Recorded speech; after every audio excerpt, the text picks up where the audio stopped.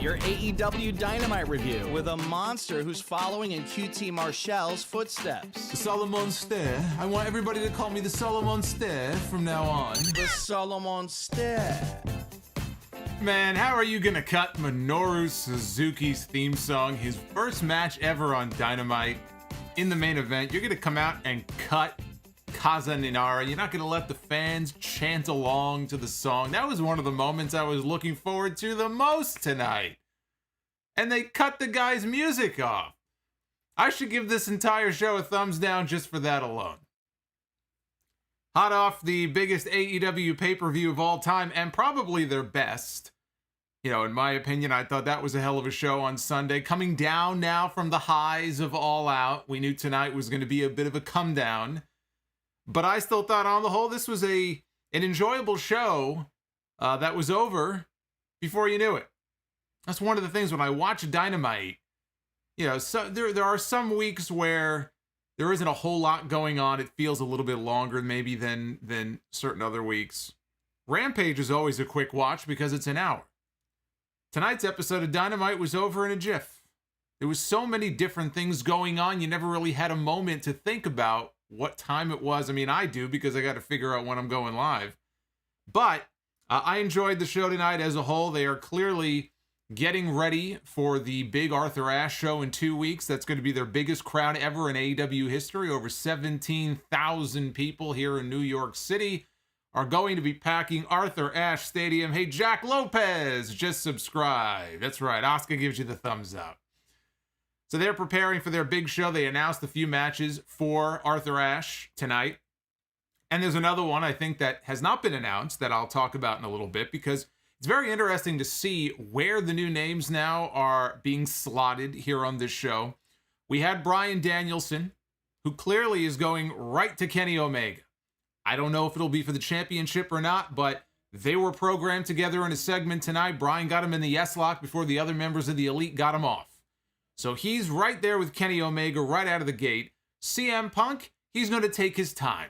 It looks like Punk is going to work his way through the roster, work with a lot of the younger guys. He did with Darby Allin at All Out. Tonight he was jaw-jacking with Taz, talking about give me Starks, give me Hobbs, give me Liberty, give me Death, give me Hook. So that is what he's going to be doing. And then Adam Cole is part of the Elite. Some of you on the stream the other night suggested that it's all just a ruse and he's going to turn on the Elite for what they did to him years ago. I'm starting to think there might be something to that, but if it happens, it's not going to happen for a while. So he's with his Elite buddies. He's going to be right there in the mix. We also saw Ruby Soho on the show tonight, so we'll get into all of that. The biggest thing I noticed from this show, and it really affected the main event, unfortunately, time management. Time management seemed to be a big issue with AEW tonight. I noticed it first in the Punk segment where it looked like they actually went short. And it's as if they didn't really know what to do. So they were trying to kind of stall for time until the commercial break. Then we get to the main event, and they didn't have enough time. They did not have enough time. That's why they had to cut Suzuki's entrance short. That's why it felt so short. They gave it less than 10 minutes. And it was Jon Moxley's big homecoming in Cincinnati. They had so many things on the show that it actually cut the main event short, which was very disappointing. I still enjoyed the main event. I still love the fact that we got to see Minoru Suzuki wrestle live on TNT. We got some color in the main event, albeit unintentional. Hopefully he's okay. Suzuki had a bad cut by his eye. We're going to talk about all of it right now. This is your AEW Dynamite review for September 8th, 2021. I am the Solomonster. Thank you for choosing me for your Dynamite coverage here tonight. Do me a solid if you would. Hit that like button because that helps the stream out a great deal. Subscribe. You're going to see people, their names popping up with Asuka giving you the thumbs up tonight for all new subscribers. We are also very, very close to 65,000 subs here on the channel, so you could be number 65K tonight. Help get the channel to 65,000. Super chats are open.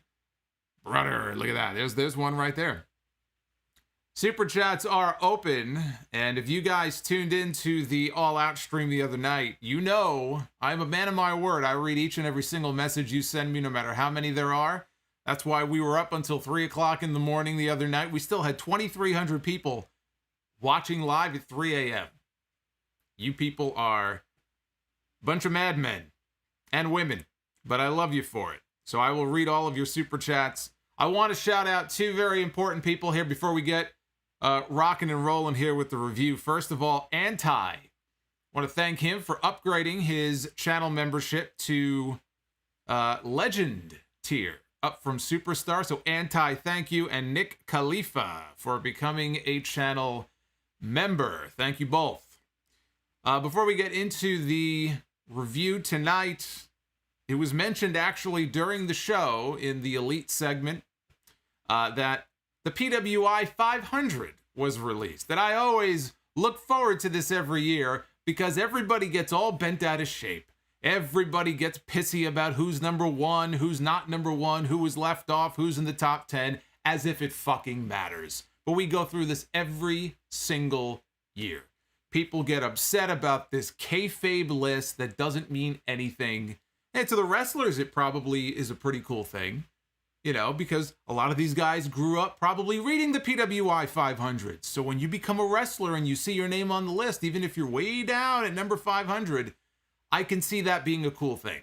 But for everybody else, oh my God, all of the debate, all of the just the yelling and the screaming and the hatred that I saw online for Kenny Omega being ranked number one in this year's PWI 500, and the tribal chief Roman Reigns comes in at number 2. As soon as I saw that, I said, boy, the only thing I'm missing here is a bucket of popcorn.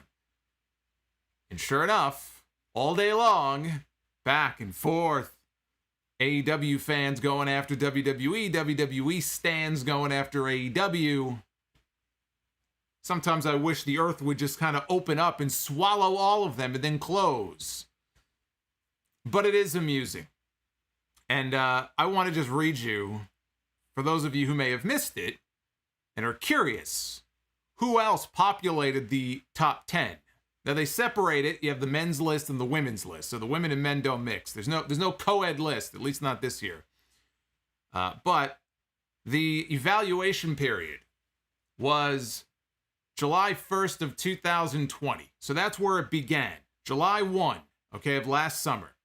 And it runs through June 30th of this year, which would include Kenny Omega's AEW title defense on Dynamite against Jungle Boy.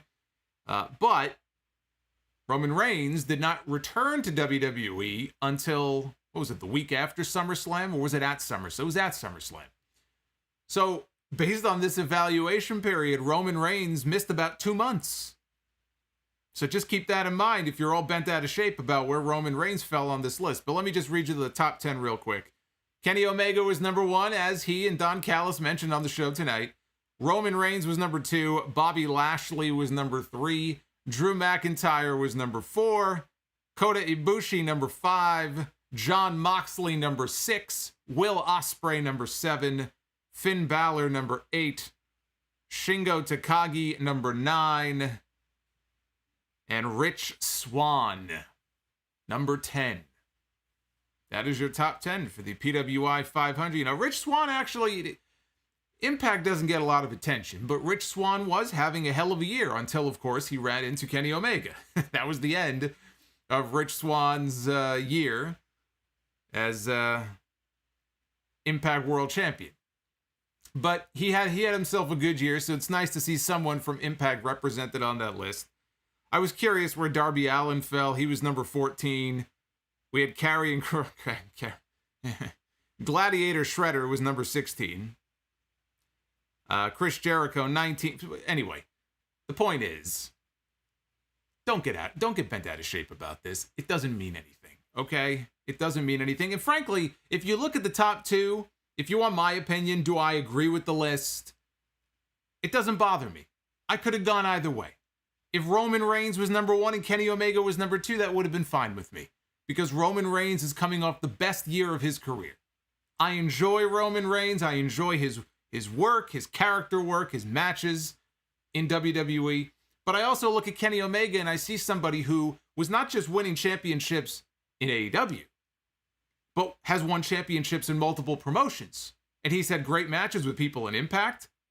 Sami Callihan, he wrestled Moose, right? He had some AAA mega title matches against Laredo Kid. And so Kenny Omega's body of work, to me, is even more impressive because he was working with people across promotions, winning championships across promotion, but it's all just the kayfabe list anyway. Everyone's criteria as they look at it is going to be different. There is no need to fight each other. There is no need to have these fierce battles. But as soon as I saw that Omega was number 1, I knew that it would be like a fucking time bomb going off. I just find it also very amusing. So anyway, there's your PWI 500 update.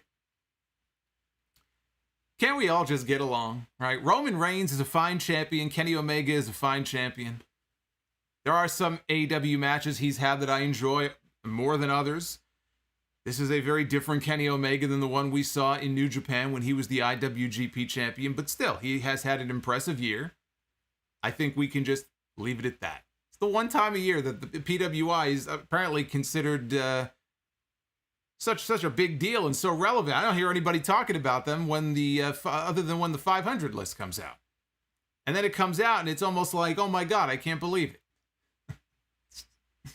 So Excalibur is getting married.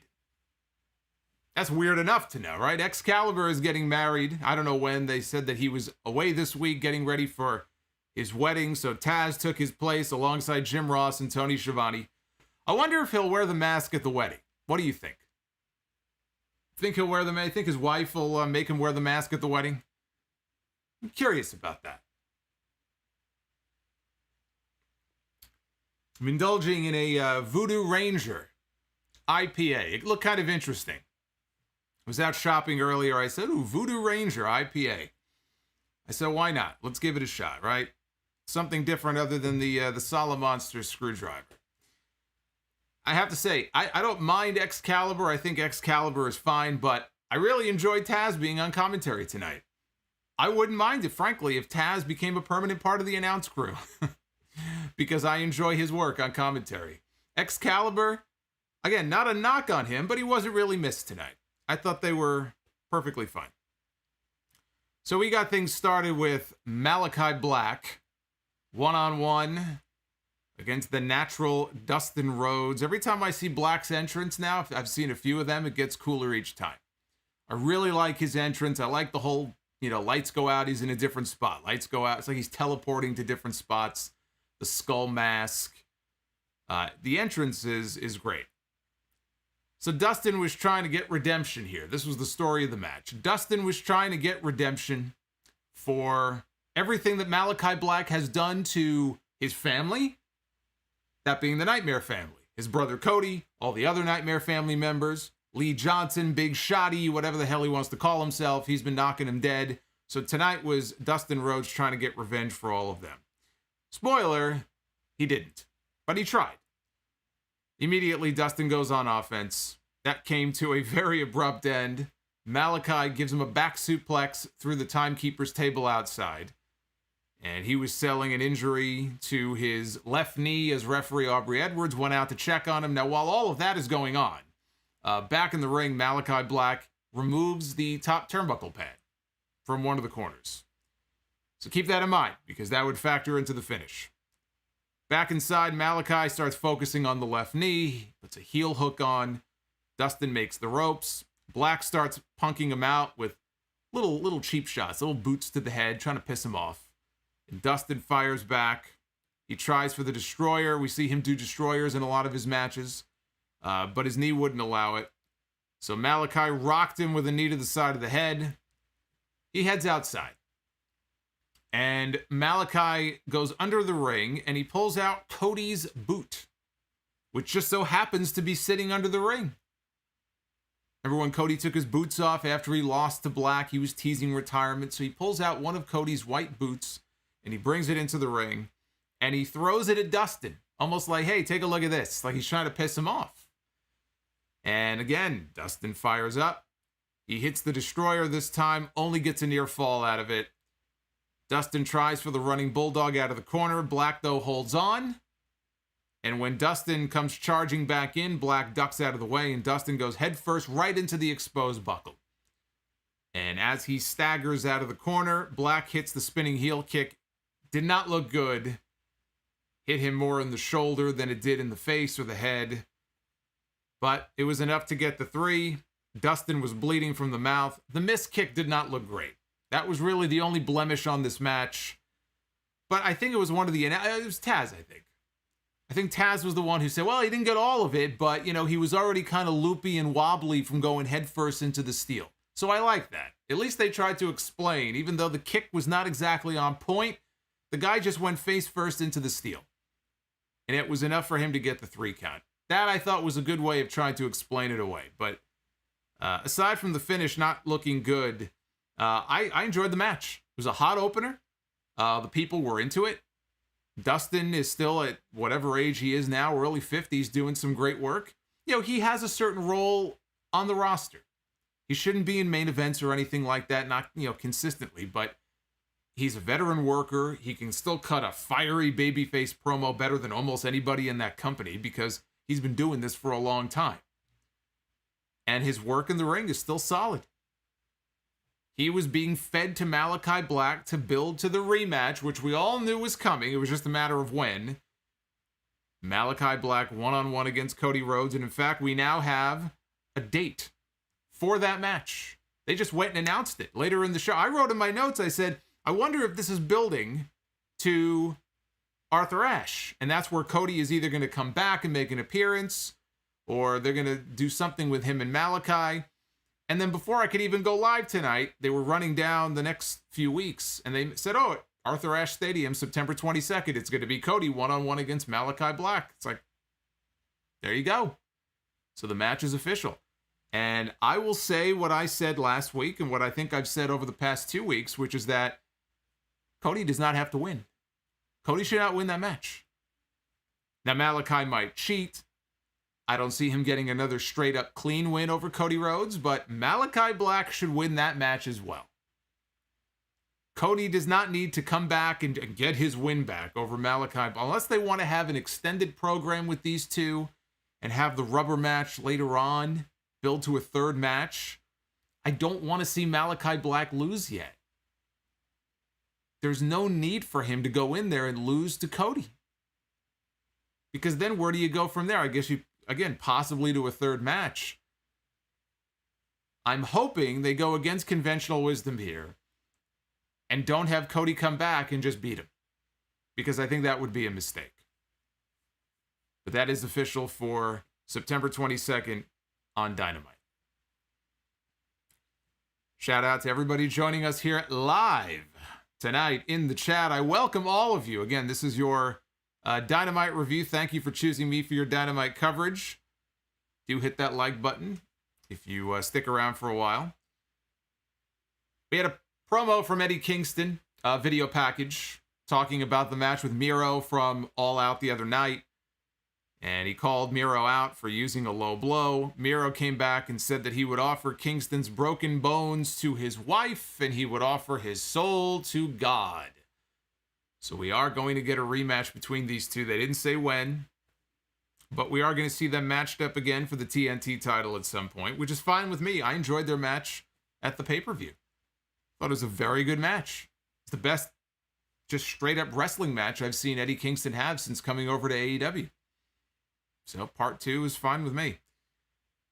We had CM Punk coming down to the ring for a promo after his win over Darby Allin at All Out. He is still soaking up these crowd reactions, man.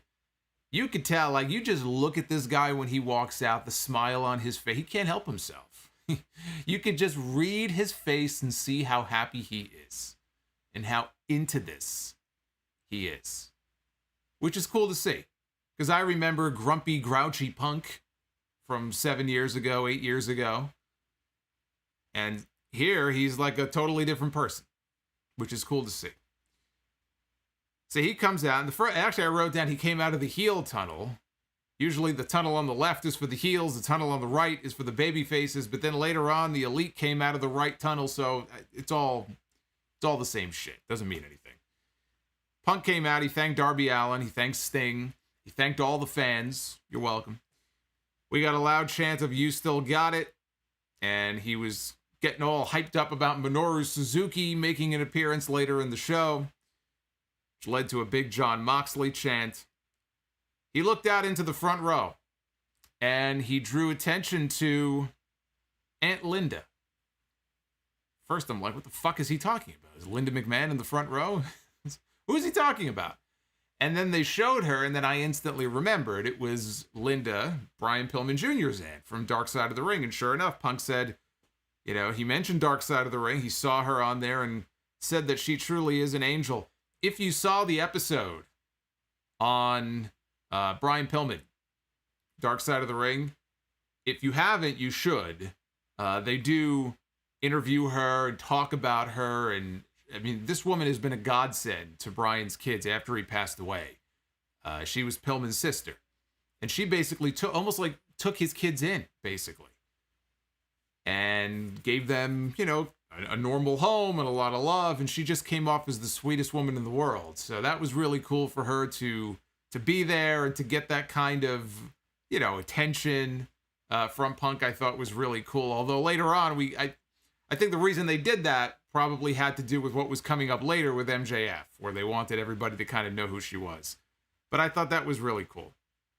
So Punk is talking about all the big things that happened at All Out, Bryan Danielson, Adam Cole, Ruby Soho. And then he says, look, you know, I got a text message from my wife, April, after my match saying, what's next? So he thought he would come out here tonight and he would leave it in the hands of the fans here in Cincinnati. What do you guys think? What should be next for CM Punk? And people start chanting Moxley. So as all of this is going on commentary, you can hear Taz go, all right, I've had enough. Give me a microphone. And Taz interrupts, and Punk is appalled by this. He goes, I have respect for you, so I'll allow it this time, but in the future, don't interrupt me again. And Taz said he's tired of this bullshit love fest that Punk has going on. He warned Punk to never mention any members of Team Taz, which was bewildering to Punk, who said, I never brought up any members of Team Taz. And Taz said, no, you did. You've been doing a million friggin' media interviews for the last few weeks, and I've heard you mention the members of Team Taz, which is true. You know, because when Punk has been asked, who are some of the young faces you'd like to work with in AEW, he has singled out Ricky Starks. I don't think he mentioned Hook, but he's mentioned Ricky Starks, and he's mentioned Will Hobbs. So that is true. Because I was wondering the same thing. I said, what the fuck is this guy talking about? And then he mentioned the media interviews, and I said, as a matter of fact, he did name drop those guys. So, again, he warned him, keep their names out of your mouth. out comes Will Hobbs and Hook. They suddenly walk out from the tunnel. And Punk said, you know what? Send me Starks. Send me Hook. Send me Hobbs. And then he borrowed a page from Taz's playbook, one of his old catchphrases. He said, beat me if you can, survive if I let you. And that's pretty much how the segment ended. They clearly ran short here because they start playing Punk's music. Punk is just sort of standing around. The guys on stage are standing around. Taz is standing there. He's got the mic. They start playing Punk's music. And the show came to a standstill. So right from this segment, it looked like there was time management issues going on here. And they were just trying to stall and wait and wait. And Punk went around the ring and he was fist bumping all the fans. And then when he got up on stage, he had a little stare down with the Team Taz guys, and then he left. I don't know if you noticed, Punk almost walked into the set. he was walking backwards, and he turned around. He almost walked into the fucking lights, which would have been very embarrassing. And then he walked through the tunnel.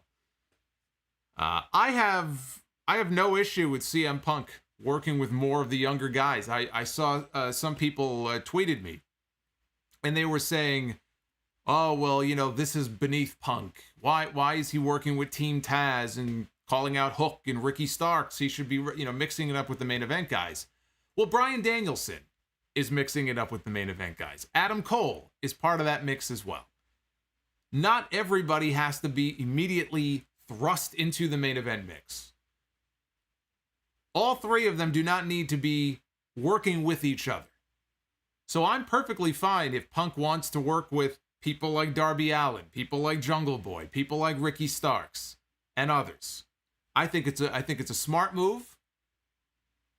Now, is he going to beat all of them and win all of his matches? Probably.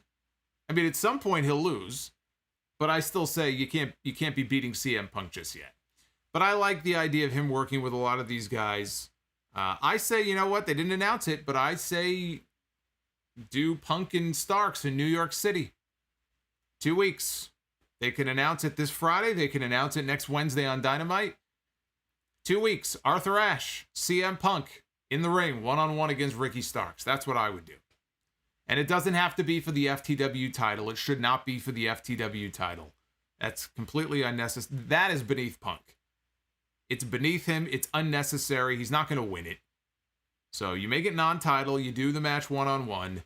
The only thing that has me thinking maybe it's not going to happen is the fact that later on in the show, they did do a little video package teasing a match with Brian Cage and Ricky Starks. That whole issue is not over yet. I don't know why. I'm kind of over it at this point. I think Starks should move on. Maybe they do Starks and Cage instead of Starks and Punk. But Punk called him out. And I think if you can get Punk in the ring for a match at Arthur Ashe, that would be the match to do. It's the match I'd like to see. We had a package with Santana and Ortiz talking about how their feud with FTR sparked something within them. Hey, Wet Socks just became a channel member. What's going on, Wet Socks? That's one of the worst things I hate. I don't hate you, but I hate Wet Socks. Isn't that the fucking worst? That happened to me yesterday. I don't know what I stepped in. I think I dropped an ice cube or something. I had like a little puddle on the floor. I was wearing socks. I go, shit. It's the fucking worst.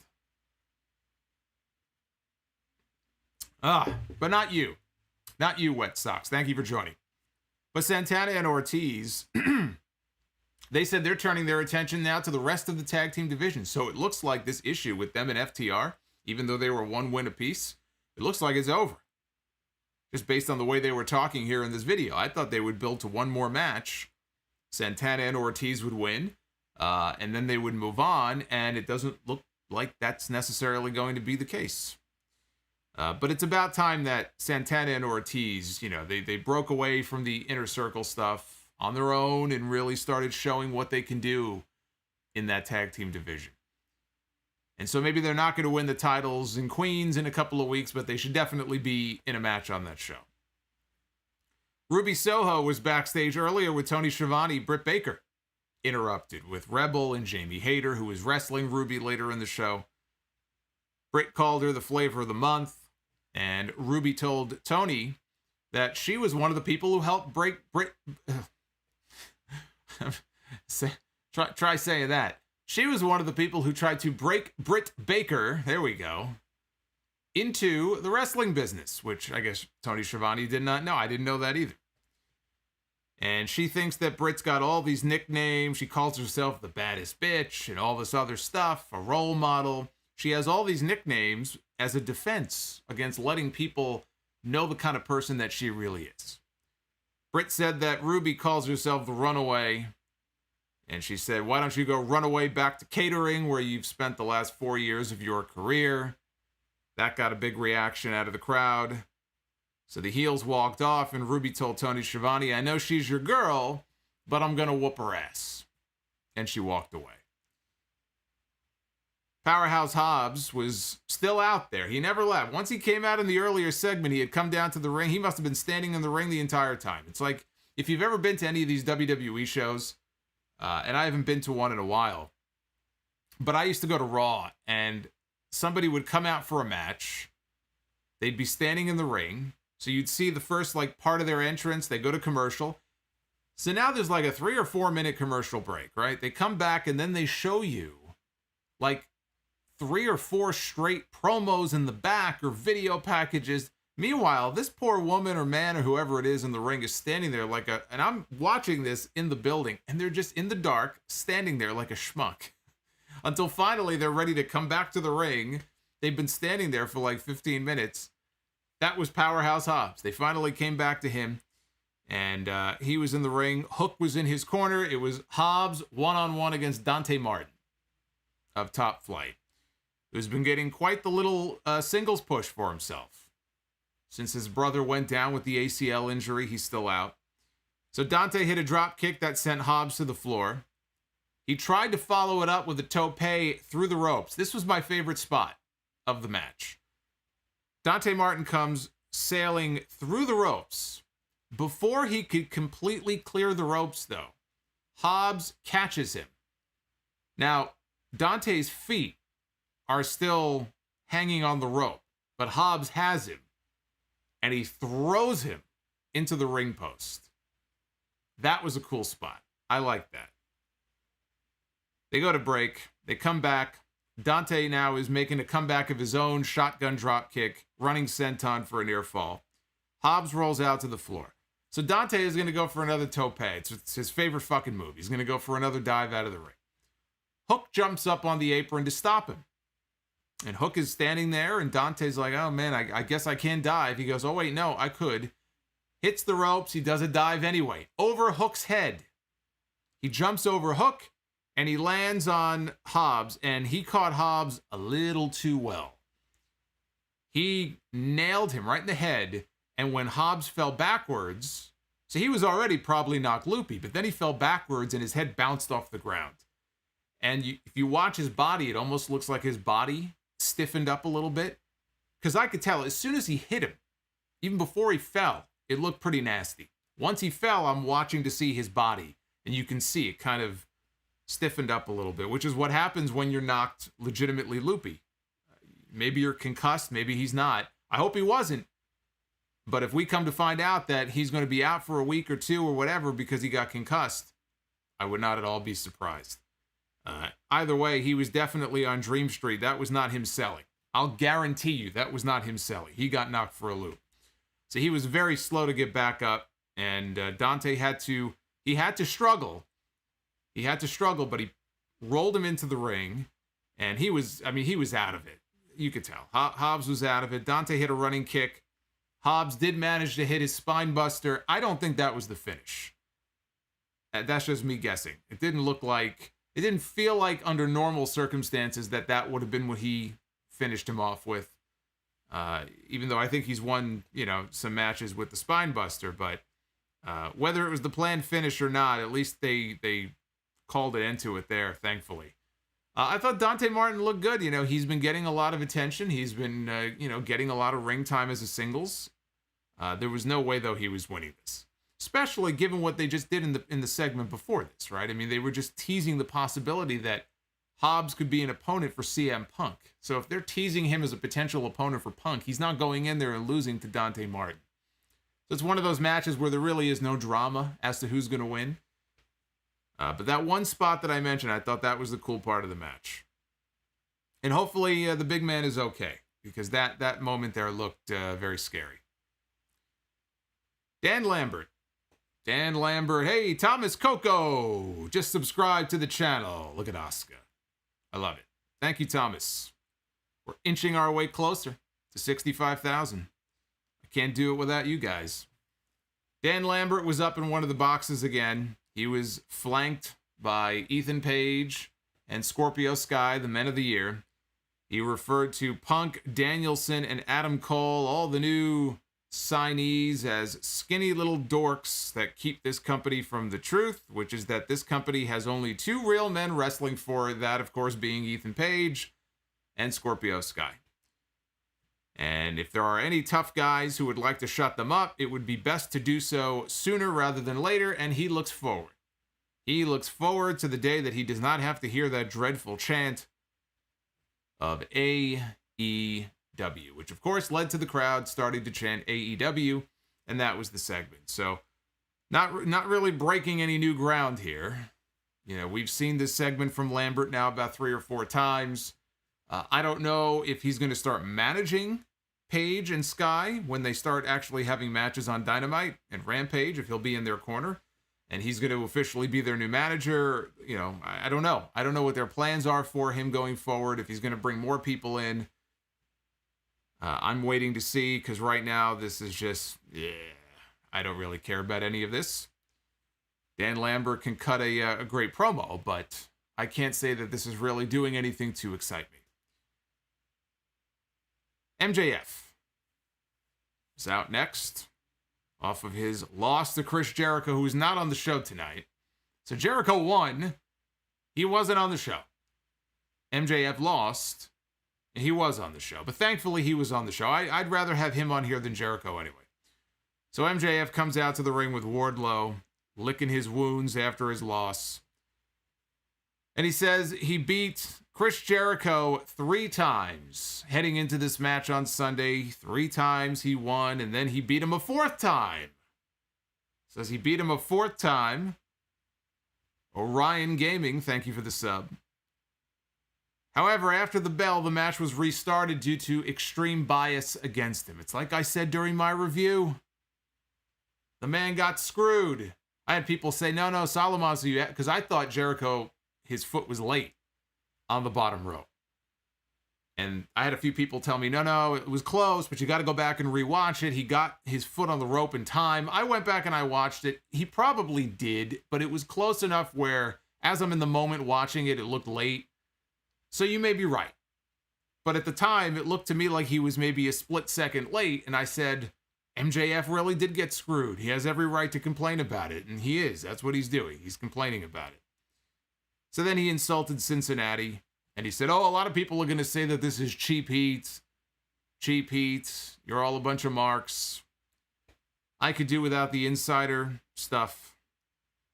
He said Cincinnati is called the Midwest because everything within is mid, including Skyline Chili and the Cincinnati Reds. Well, can't argue that. He dared people to jump the guardrail, said they won't because they're all cowards. I don't think that's a very smart thing to be doing. I wouldn't be doing that. He turned his attention to Aunt Linda. Aunt Linda, who Punk pointed out earlier on. And she was in the front row, as I mentioned, and he threatened to knock her teeth down her throat. Then he turned his ire on Brian Pillman's daughter. Brian Pillman's daughter was right next to Aunt Linda in the front row. And MJF called her, he goes, hey, 16 and pregnant. I don't know why, but that line broke me. That got me. I openly laughed at that line. 16 and pregnant, he called her. And he insulted her a little bit more. I think he called her ugly. This brought out Brian Pillman Jr., who seemed more excited about coming out. He was smiling. He was so happy to be in front of his hometown fans. You know, you would think he would come out and he would be angry about what MJF just said to his aunt and to his sister. But boy, he was just coming out there like, oh man, this is great. Look at this crowd is all about me. This is so great. And then he finally started cutting a promo on MJF. And he addressed him as Maxwell Jerkoff Friedman. Called Cincinnati a city that breeds badasses like Brian Pillman and Jon Moxley. He said MJF had a silver spoon upbringing. And he probably thinks where he grew up was the greatest place on earth. And he said, welcome to the jungle. And MJF called out, well, once he got into the ring. So Pillman got into the ring. And I could already see where this was going. And actually, he didn't go where I thought it would go. I thought that he was going to start pulling out references to Pillman, you know, his father killing himself with drugs and stuff like that. He didn't go there. He didn't really go after Brian Pillman. But he did mention Pillman's wife, Pillman Jr.'s mom, Melanie. And he called her out as his drug-addicted mother, Methany. Well, look, if you saw the Dark Side of the Ring special, I mean, let's be honest. I think that was the first thought that a lot of people had watching that. She definitely looks like she's had a rough go of it over the years. So I can't really argue with that. But he called her Methany. And Pillman was very upset. Wardlow was holding him back, though. That wasn't enough to really get him that angry that he would just, you know, kind of go through Wardlow and get to him. He called her Methany. And then he made the comment that she should have swallowed Pillman Jr. like she did all the other kids that she almost had. And that was pretty much what finally set him off. Actually, what set him off ultimately was the final line. And he barely got the words out before Pillman double-legged him and took him down. I almost forgot, but he made the comment about, you know, he's going to do what Pillman's mom should have done to him 28 years ago, which is abort him. And at that moment, as soon as he said abort him, he took him down. He double-legged him and took him down. Wardlow shoved him away. MJF in all of this sarcastically made the comment to Wardlow about, oh, now you want to help me like you helped me on Sunday? Because Wardlow tried to come out and help him on Sunday, but Jake Hager came out and they brawled to the back. So I thought this was the moment that would be the straw that broke the camel's back for Wardlow. They have dropped hints of this already. Now, they don't do it every week. But every now and then, MJF will yell at Wardlow, or he'll call him out for something that he did, or a mistake that he made. And I thought, okay, this is almost like the Raw after WrestleMania, right? This is their big Dynamite after All Out. Maybe this is going to be the big angle where Wardlow finally has had enough of MJF, and they do the breakup tonight, but they didn't do it. It's coming. They're building to it. They're still building to it after all these months. So it's coming, but they didn't do it tonight. I thought maybe in this segment they would do it. Because Wardlow definitely did not seem amused when MJF made that comment. But he didn't attack him. He didn't do anything. Pillman went back after MJF. Wardlow took his time this time. He took a few extra seconds before he went over to save MJF. Griff Garrison ran down. He was immediately clotheslined out of his shoes. And Wardlow picked him up so that MJF could hit him with the Dynamite Diamond Ring. And I see that's the moment where I thought it would happen. I thought for sure Garrison was going to duck. And MJF was going to accidentally hit Wardlow with the ring. And either Wardlow would go after him or Wardlow would say, you know, fuck this, I'm out of here. But again, he didn't do it. He hit Garrison with the ring. And that was pretty much the entire segment. Later in the show, Pillman was in the back with Griff. Griff was being iced down in the trainer's room, and Pillman said that he went to Tony Khan and he got a match against MJF for Arthur Ashe Stadium on September 22nd. So they are going to have a match in 2 weeks. The Acclaimed walked in to present Pillman with some red roses. Max Caster said he too went to Tony Khan. Well, he probably went to Tony Khan to get his rap approved. That's number one. But while he was having his rap lyrics approved, he went to Tony Khan and politicked into his own match, which is a match against Brian Pillman Jr. this Friday on Dynamite. So that's what Pillman, they didn't present this as you have to beat Max Caster to get the match with MJF, but he's going to have a match with Caster on TV this week.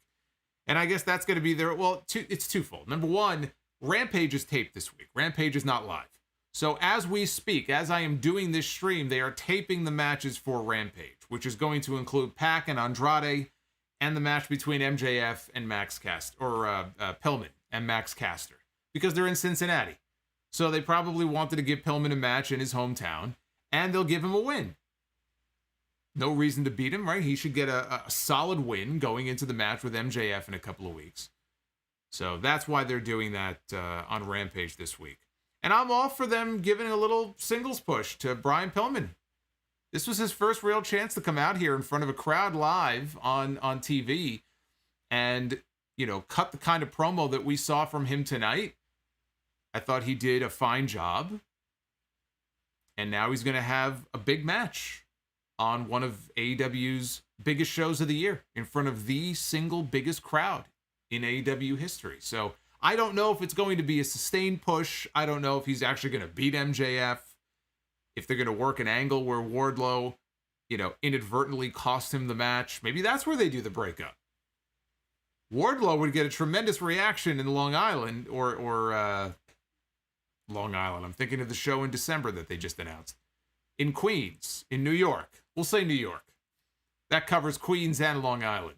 But if they do the turn there, he'll get a huge reaction. So maybe that's what they're saving it for. Maybe in 2 weeks, Wardlow is finally going to break away from MJF. I've said this for the longest time. I have said that when the time comes that Wardlow splits away from MJF, he's going to be a big babyface. Now, I didn't know that they would be bringing in CM Punk and Bryan Danielson. And so Wardlow, it almost feels like an afterthought at this point. That's on Tony Khan. That's the challenge that lies before Tony Khan.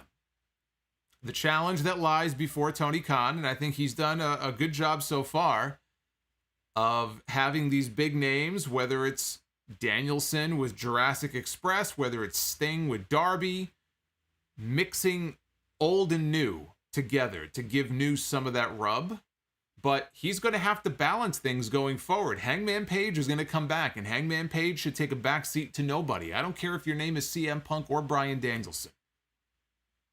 Whether it's Arthur Ashe, whether it's next month, whether it's in November, whenever Hangman Page comes back, he needs to go right after Kenny Omega, and he needs to be the one to take that championship from Omega. He's their guy. He's the one that needs to be pushed into that position. When it comes to some of these, you know, these other names that you could call AEW originals if you want to, the younger guys, and I would put Wardlow in that category. You know, when the day comes and he turns, and if he gets over as a big babyface like I think he will, they're going to have to really push him as a top babyface. Push him to the top. You can't just have the big names that are already big names at the top. You got to also use them to work some of these other ones. Even just pick 3 of them. Maybe it's Wardlow, Hangman Page, and Darby Allin. Maybe it's Hangman Page and Sammy Guevara and somebody else. But you want to use them to elevate some of your guys. I think Tony Khan is aware of this. Just the way that he has, you know, booked a lot of these people so far, I think is smart. But he's got to continue to do that. And again, for the love of God, do not allow Hangman Page to fall to the wayside, because that would be the biggest tragedy of it all here. Is in all the hoopla and the excitement about all these guys coming in, and I think it's great, and I think it's cool, and I think it's great to get, you know, these are really talented guys that are coming into the company right now.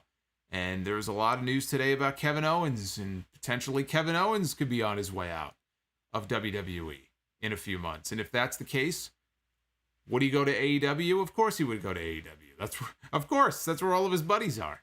You don't think Tony Khan wouldn't want somebody like Kevin Owens? People say, oh, well, when is enough enough? How many ex-WWE guys are you going to sign? Well, there are certain guys who, if they become available and if they're interested, you would be a fool not to bring them in. Kevin Owens would be one of those people. I'd put Sami Zayn in that same category. There's some question about when his deal might be up. It's going to be a very interesting next few months. But don't do that at the expense of the younger guys that you already have who could be big stars. And we saw a lot of them on the show tonight. We saw Ricky Starks. Briefly, but we did see him on the show tonight, among others. That's the challenge for Tony Khan. Ruby Soho making her AEW Dynamite debut. Got another really good reaction here, coming out in front of this crowd in Cincinnati, which was very nice to see. One-on-one against Jamie Hayter. She grabbed the shoulder. Right away, Ruby grabs the shoulder and she's wrenching on it. Hits a knee strike. Jamie breaks free and sent Ruby throat first, really violently, throat first into the bottom rope. That led into a commercial break. We come back and Ruby sends Hayter into the second turnbuckle with her knees. Hits a series of kicks to the head. Ruby countered a hot shot attempt into a tornado DDT for a near fall. Ruby went for a Saito suplex. Hayter blocked it, and she picked up Ruby in the electric chair position. And this is where we had a botch. Who was responsible for this botch? Looked like Jamie Hayter probably, but I don't know. I don't know what they were thinking. To me, it looked like she was going for a poison rana. And I don't know if Ruby hesitated because she was kind of falling backwards very, very slowly. And so maybe it was her fault. Maybe she hesitated. And Jamie Hayter didn't know what to do. The point is, she didn't go over for the poison rana, if that's what they were trying.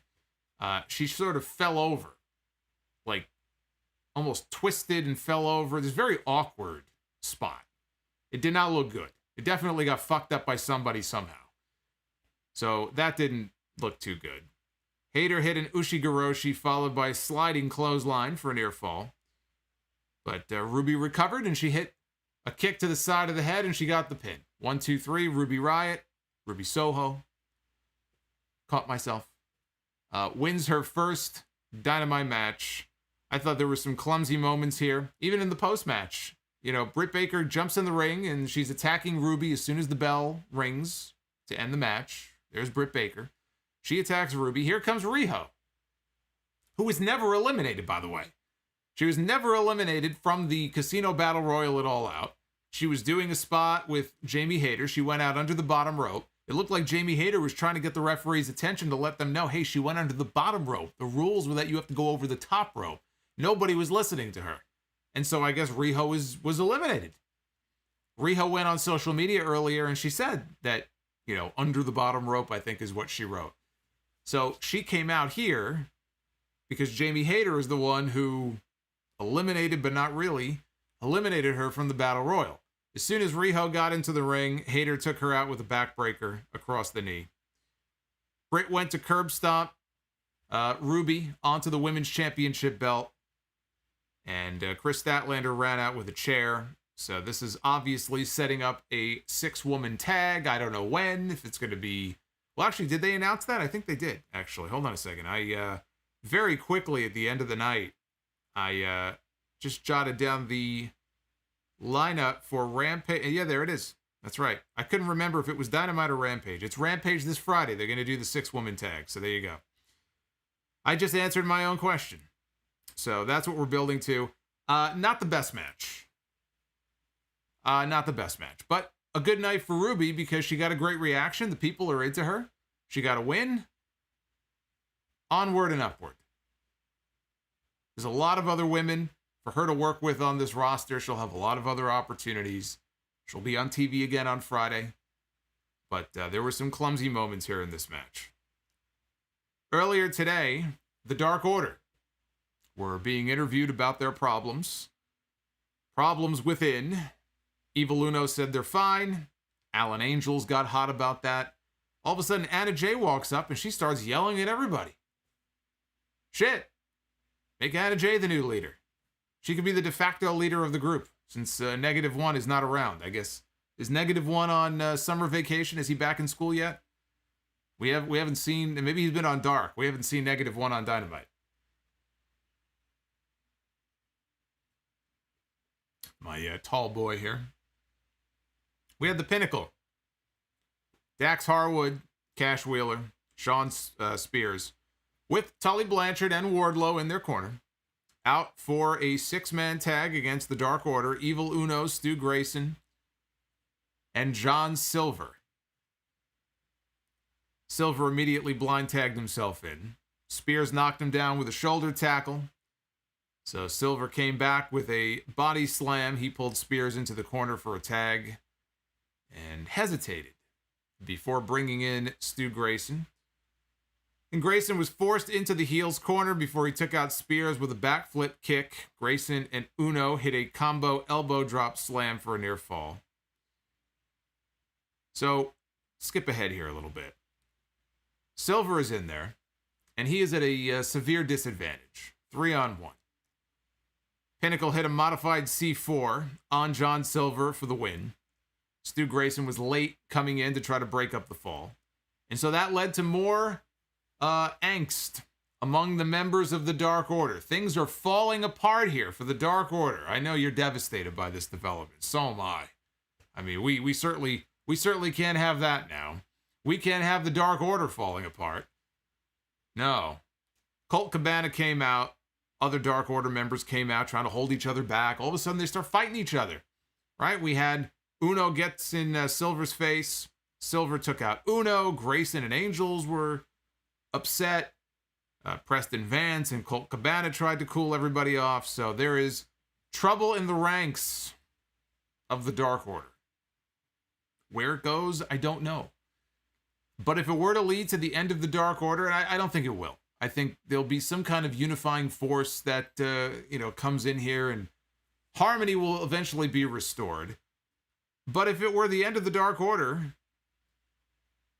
I mean, I'm trying to think, for a lot of the guys in that group, it might not be such a good thing. Being in the Dark Order is probably very beneficial to some of the people that are in that group and get them the TV time that they get. So I don't know that breaking them up would be great for the people in the group. I look at that group and I say, who would be the big breakout star of the Dark Order if they went out on their own? It's not going to be Evil Uno. It's not going to be Stu Grayson. As great as Grayson is very good, but it's not going to be him. Preston Vance, he's one of those young guys who they seem to like. You got to get the mask off him if he's going to go off on his own. He can't keep that mask on. Colt Cabana, no. Colt Cabana is not going nowhere. Colt Cabana, if they want to have Colt Cabana on there as a veteran presence on the roster, but Colt Cabana is not going to be a singles force in this company, nor should he be. Look at the talent they have right now. All due respect to Colt Cabana, he's going to be very low in the pecking order there. Honestly, the biggest stars are Ty Conti and Anna Jay. They're the ones I'd like to see more of. They're the ones I think that have the best shot, frankly. And John Silver, right? Everybody loves John Silver. But I don't know where they're going with it. Tully Blanchard was backstage after the match. And he was with Tony Schiavone. And he said everybody just saw an example of leadership out there in the ring. He wants Tony Khan to book Darby Allin one-on-one against Shawn Spears next week. And at some point, he teased that it will be Tully Blanchard getting his hands on Sting one-on-one. At some point, he said he and Sting are going to get it on one more time. And as he talked about that, I just thought to myself, well, it's a safe opponent for Sting is really the best thing I can say about it. I like Tully in his current role as the manager, as the mouthpiece. And Tully has got to be mid to late 60s, I think, at this point. Relative to a lot of the other legends who are around the same age, he moves around pretty good. I've seen him a couple of times come off the middle rope, helping FTR do the stuffed pile driver, right? Landing right on his knees. So he moves around pretty good for a guy who has had the kind of career that he's had, taken the bumps that he's taken, as old as he is. But do I need to see Tully Blanchard wrestling in singles matches? I don't. I guess there's nostalgia for some people in seeing Sting and Tully in the ring one-on-one. It makes me wonder if maybe Ric Flair is going to come in to make at least one appearance. He's going to be part of that somehow. You know that Ric Flair is dying to get back in the ring one more time to do a match with Sting. I mean, think about it, right? Sting and Flair, they were in the ring together back when the NWA, it was still NWA, even before they were calling it WCW. They had tons of matches in WCW, including the final match, in fact, on the final Nitro. They wrestled each other in Impact.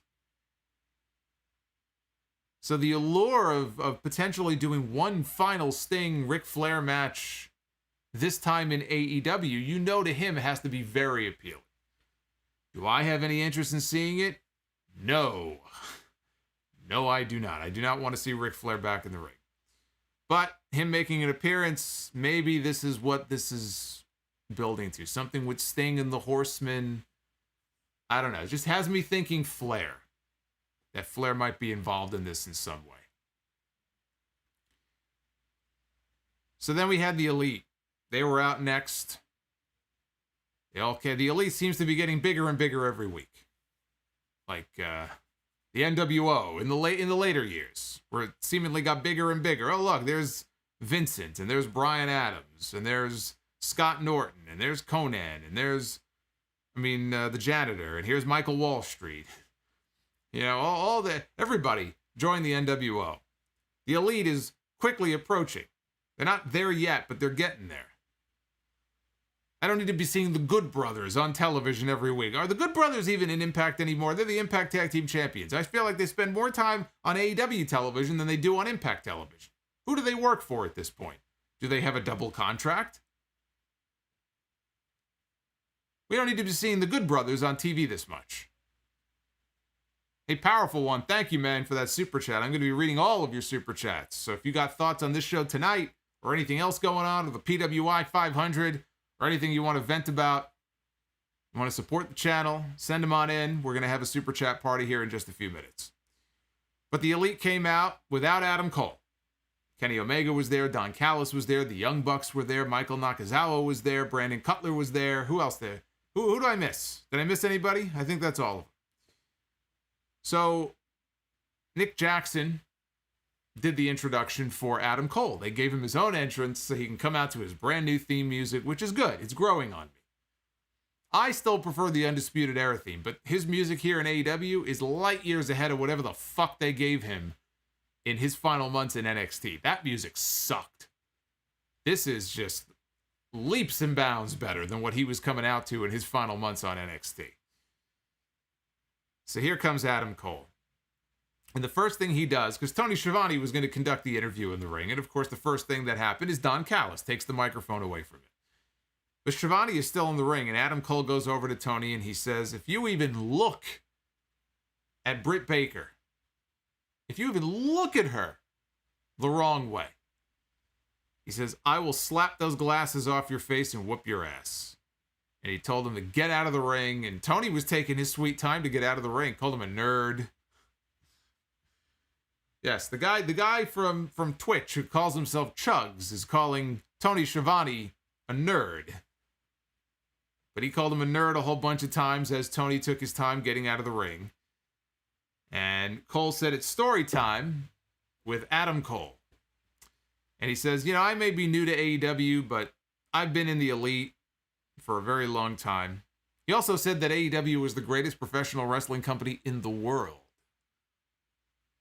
And he said that he's been in the Elite for a very long time. He's a once-in-a-generation pro wrestler. He is with the very best. He said the fans should be thanking them because now the Elite is complete. So next week, he said he's going to make his in-ring debut on Dynamite, which he will. He'll be wrestling Frankie Kazarian. And Kenny Omega took the mic. He said that that sounds like a cause for celebration, but he hates interruptions. So naturally, as soon as he said that, we hear Ride of the Valkyries, and here comes Bryan Danielson. And I love how this time the graphics on the screen said the American Dragon. So the American Dragon is back. You start calling him that again. And Omega cleared the ring and paved the way for Danielson to come on in to confront him in the middle of the ring. And Danielson snatched the microphone out of his hand, and he asked the fans if they wanted to see Bryan Danielson fight Kenny Omega. And of course, they responded in the affirmative. He said Omega talks about being the best wrestler in the world, but he is afraid of Danielson. He goes, you are not on my level. Danielson stopped the attack when Kenny went to attack. He put the label lock on. The Elite got in the ring. Brandon Cutler was spraying cold spray, which had no effect because Bryan Danielson's like, fuck you and your stupid can of air. But they all ganged up on him, and it was the numbers game. Out comes Christian Cage. Here comes Frankie Kazarian. Here comes Jungle Boy and Luchasaurus to make the save. And Cole took a little bit of a nasty spill out of the ring by Kazarian. But again, they're going to face each other on Dynamite next week. Luchasaurus picked up Marco Stunt and threw him out of the ring onto the pile. Jungle Boy hit this huge dive out to the floor. Everybody was going nuts.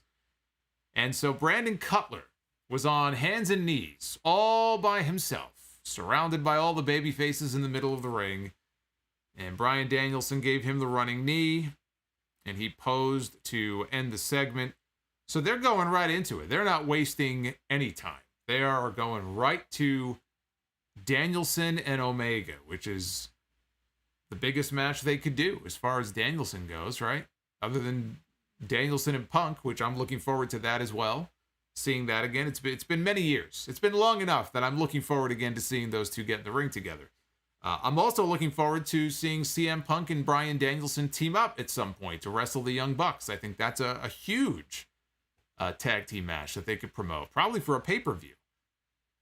But they do so few pay-per-views. They only do 4 pay-per-views a year.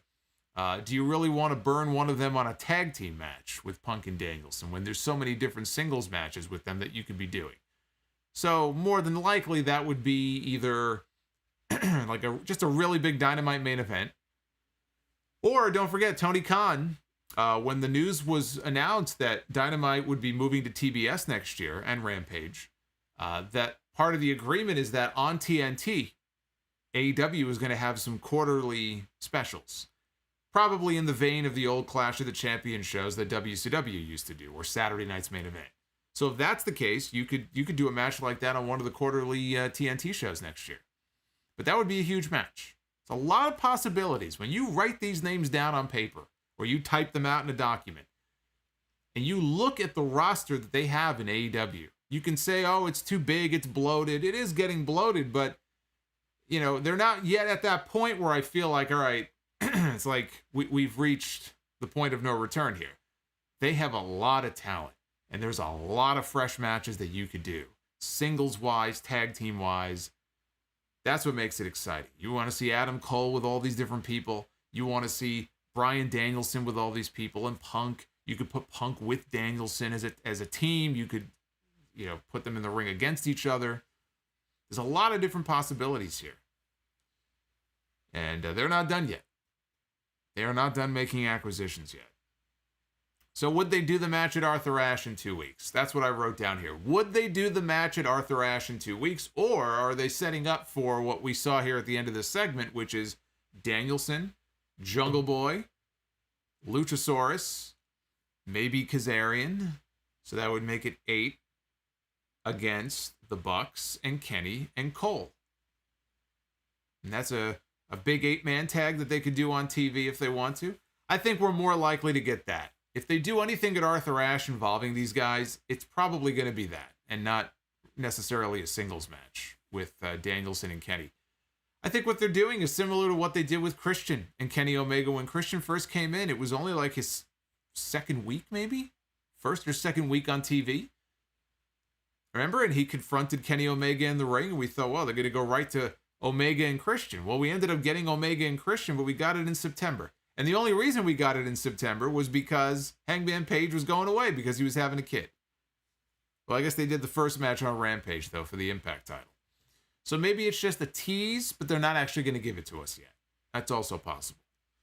But I would watch for that 8-man tag, possibly in New York. But Hangman Page should be back soon.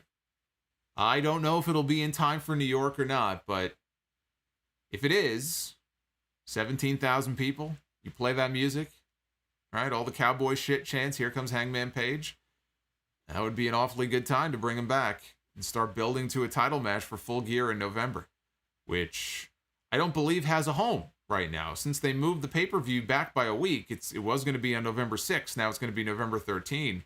I don't believe Full Gear anymore is going to be in St. Louis. So we do not yet know what city it is going to be in. There are rumors, but that's all it is at this point. We don't know where Full Gear is going to be, but I still say that would be an awfully good time to have Hangman take the championship off of Omega. And that brings us to the main event of the evening, the match that I was looking forward to.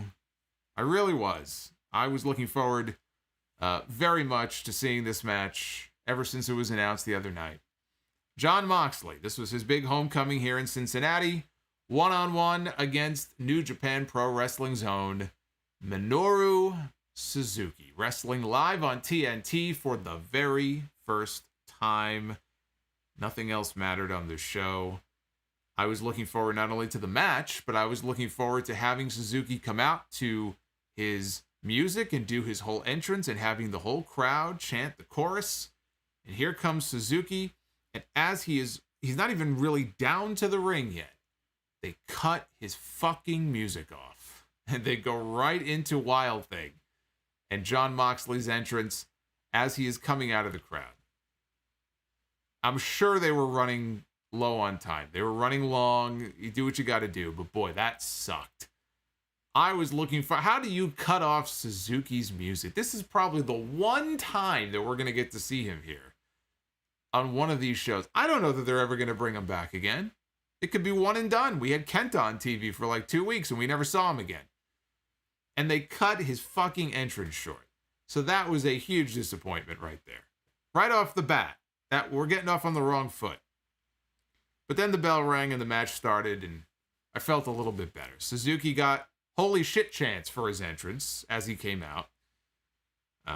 This is awesome is what we heard in the building as the match began. Before they even touched, we had this is awesome chants. They go right into a strike exchange. We had dueling pump kicks to the face, one by Suzuki, one by Moxley. Suzuki just laughed it off. He just laughed it off and the crowd cheered. And Suzuki came in with the hard palm strikes.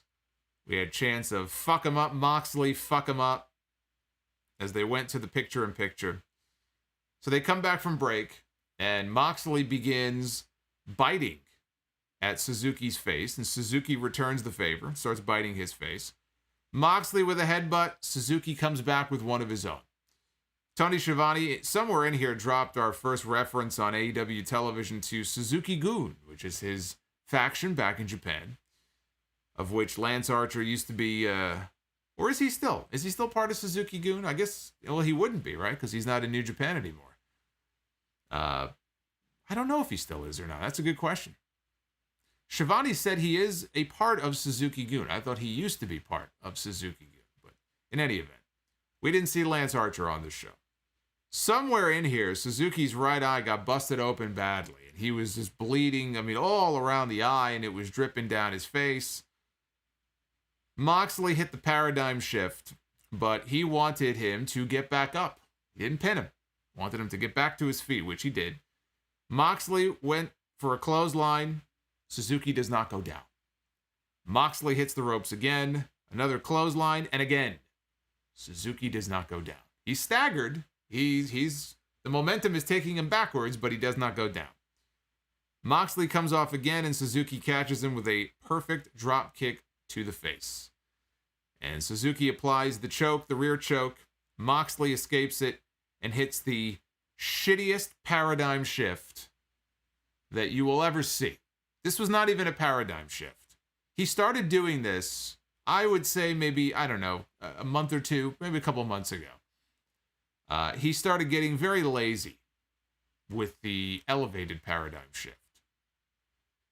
But at least in some cases, it does look kind of like a paradigm shift. It just doesn't look, as devastating. This was a double underhook suplex. He beat Minoru Suzuki, blood pouring down his face, with a double underhook suplex, like a tiger suplex, basically. And he picks up the win. This needed more time. This needed more time. And I understand that if the show is running long, they don't call the shots. They know how much time they have left in the show. And maybe it just couldn't have been helped. But I really wish they would have allotted more time for this. If they knew that they were going to run short, cut something. I don't even care what. Cut something and give this match more time, because that's the one big complaint besides the entrance that I have about this. They gave this less than 10 minutes. I think they gave this about 7 or 8 minutes. And that was the main event, too. And Moxley in his hometown. So it should have been a bigger deal than it was. That, to me, was the most disappointing part of the whole thing. I wasn't expecting a match exactly like the one they had in Japan. That match was fucking great. And I'm pretty sure it got more than 8 minutes. But this did not get nearly enough time. What little we did get, I thought, was fun. Hopefully Suzuki is fine. I mean, I'm sure he's fucking Minoru Suzuki. He's fine. You saw Terminator 2 Judgment Day, right? One of the greatest movies ever made. When the Terminator, the T-1000, right? He would be shot or blasted in half or something, and then he would slowly come back together. That's Minoru Suzuki. As soon as he got to the back, the blood just evaporated right back into his eye socket, and he was fine. So he'll be fine. But the sight of him with blood all over his face, it worked. It somehow made him look even more badass. Moxley goes into the crowd to celebrate with his people. And that is how they went off the air. Rampage on Friday has Pac one-on-one against Andrade El Idolo. Darby Allin and Sting will speak. Britt Baker, Rebel, and Jamie Hayter against Ruby Soho, Chris Statlander, and Riho. And Brian Pillman Jr. takes on Max Caster. Again, that show is being taped tonight. It will not be live on Friday. I will be live on Friday. They may not be live on Friday, but I'll be live on Friday with you, talking about Rampage. Dynamite next week is in Newark, New Jersey. I can remember when they first announced that Newark show. That was going to be Blood and Guts last year. March 20-something, I think, because they were going to be in Rochester. That was the first week, I think, of the pandemic shows. And that's where Brody Lee debuted, and that's his hometown, and that was going to be a big deal. And I think about a week or two later, they were doing Blood and Guts in Newark. And COVID just completely fucked everything up. And they rescheduled Newark, and they delayed it again and delayed it again. So this show next week has been a long time in the making. And there's nothing announced on the level of a Blood and Guts match. But they have Adam Cole one-on-one in his in-ring debut against Frankie Kazarian. We have Jade Cargill against Legit Layla Hirsch, and Darby Allin against Shawn Spears. So the fine folks in Newark, you don't get Blood and Guts, but we're going to give you Shawn Spears. That's what we're going to give you. You got that to look forward to next week. Let's take a look at the poll. We have over 1,600 votes in so far. 86.5% thumbs up. We got about 13.5% thumbs down. And over in the live chat, the results are 90-10. Thumbs up ratio to thumbs down. 90% up, 10% down. So if you are in the chat right now, go ahead and vote. And if you are on Twitter, go ahead and vote at Solomonster. That is a place where all of the polls... I put my polls on Twitter. Somehow that is not explicit. Apparently that's allowed. So yes, I put my poll on Twitter every week. And people keep coming back for it. It's not bad, actually. It's my first time trying that. Right here. Voodoo Ranger Lager. This stuff right here. New Belgium. It's I think it's a pale ale is what it says, right? Is that what it says? India Pale Ale. It's not bad. I've had better. But it's not bad. So,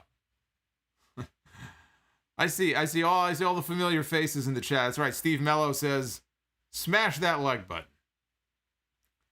I got an idea. Why don't we go ahead and take a look at your messages? How about that? Actually, wait, I got to bring them up first. I got to bring up your super chat so I can read all of them.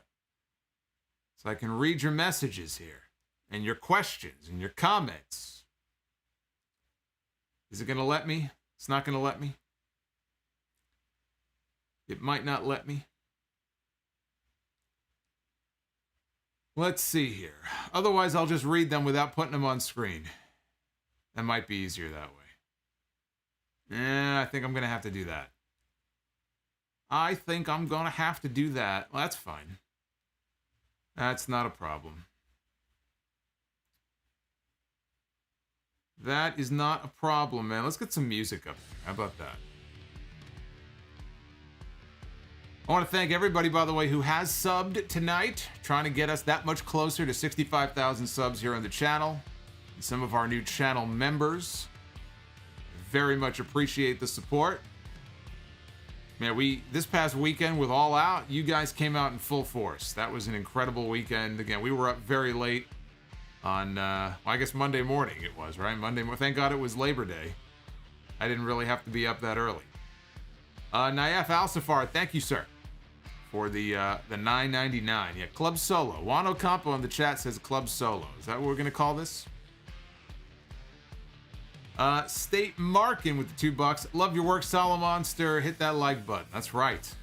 That's right. We got Myomes and Jose Pagan becoming channel members. Welcome to the family. Di Lorenzo says, hey, Solomonster. Completely unrelated, but what has happened to the art of the face turn? What was, in your mind, the last great face turn? Oh my gosh. Last great face turn? I'm thinking of the double turn, WrestleMania 13. 1997. I'm sure there's been more since then. I mean, the art of the face turn, it depends on so many different factors. You have to have the right person for it, right? It's got to be the right situation, the right moment, so you get that maximum reaction from the crowd. It is. I think in a lot of ways, it is a lost art. Ryan Spies, Tully against Sting in 2021. He says, let's fucking go. So he's excited. Ryan is excited about Sting and Tully Blanchard. B. Vincent, 86. I listened to the Chris Van Vliet podcast with Ivelisse, and it sounds like she's in a better place mentally. Do you see her getting a second chance in AEW, or is it too late? I used to be a huge advocate for anyone giving Ivelisse a shot because she is talented, and I think she can contribute to, any women's division really if she wanted to. But she has had so many chances in so many different places. I mean, look, I hope she finds work somewhere, but as far as AEW is concerned, I think that ship has sailed. When you burn a bridge here, there, and everywhere, it's not easy to come back from that. And as far as AEW is concerned, do I see her coming back there? I don't. No, I don't. The antagonist just wanted to support. I have not been able to. Who do you see beating Miro? I know there's no hurry, but who do you imagine pinning him? Love your show. I think Jungle Boy would be fine for that spot. It's a ways down the road, not something that's going to be happening in the next couple of months or anything like that, but I think you can build up Jungle Boy to become TNT champion. Absolutely. Ryan Spies, who the fuck ran long that led to them cutting off Kaze Ninare? That's what I want to know. That was such a disappointment tonight. I cannot begin to tell you. Chris Quillman, the difference between Adam Cole's music now compared to his latest NXT music is so drastic. I'm telling you, man, that, look, I guess the whole thing with CFOs, I guess, are they the ones who did the Undisputed Era music? And they're trying to get away from a lot of that music, so I guess I kind of understand that. But that music they came up with for Cole there at the end was just fucking dog shit. So, yeah. It's a vast improvement over what he was coming out to before. Anthony Remy, what's going on? He says, okay, time for AEW to be 3 hours. No. I enjoy AEW as much as you do, but we do not need 3 hours of Dynamite. That would be a horrible idea. We do have 3 hours of Dynamite already. It's called Rampage. They just divide it up and put it on a different night. That's what Raw should do. They already have 3 hours of Dynamite. We don't need more than that. Di Lorenzo thought the show was all right. First time watching Dynamite since I had to do a COVID test. I need more Thunder Rosa. She is great. I agree. We need more Thunder Rosa on the show.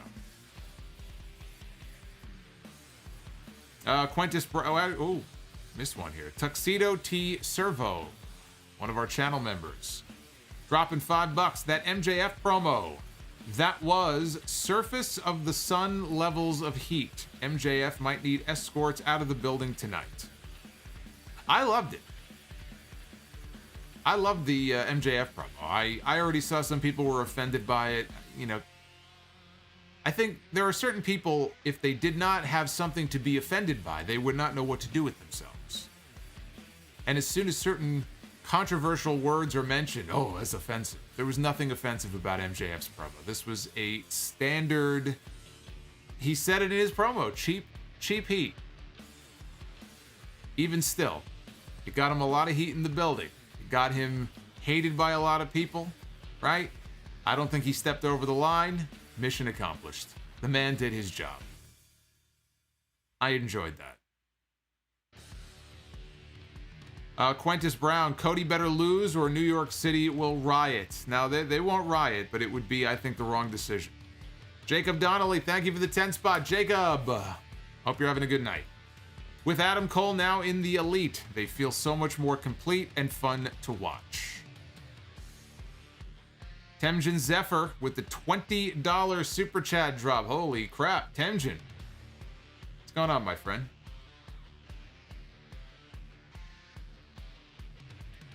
We got, you'll notice here, I don't know if you could see it, the Art Foundation logo.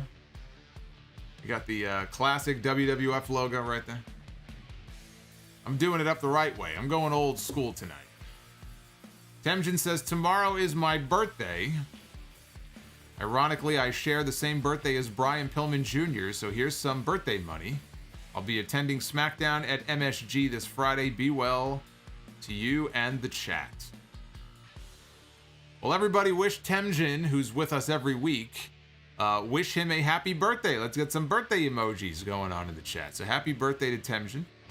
And it's right, SmackDown is at Madison Square Garden this Friday. I will not be there, but I will be here. And I will be live as soon as Rampage goes off the air.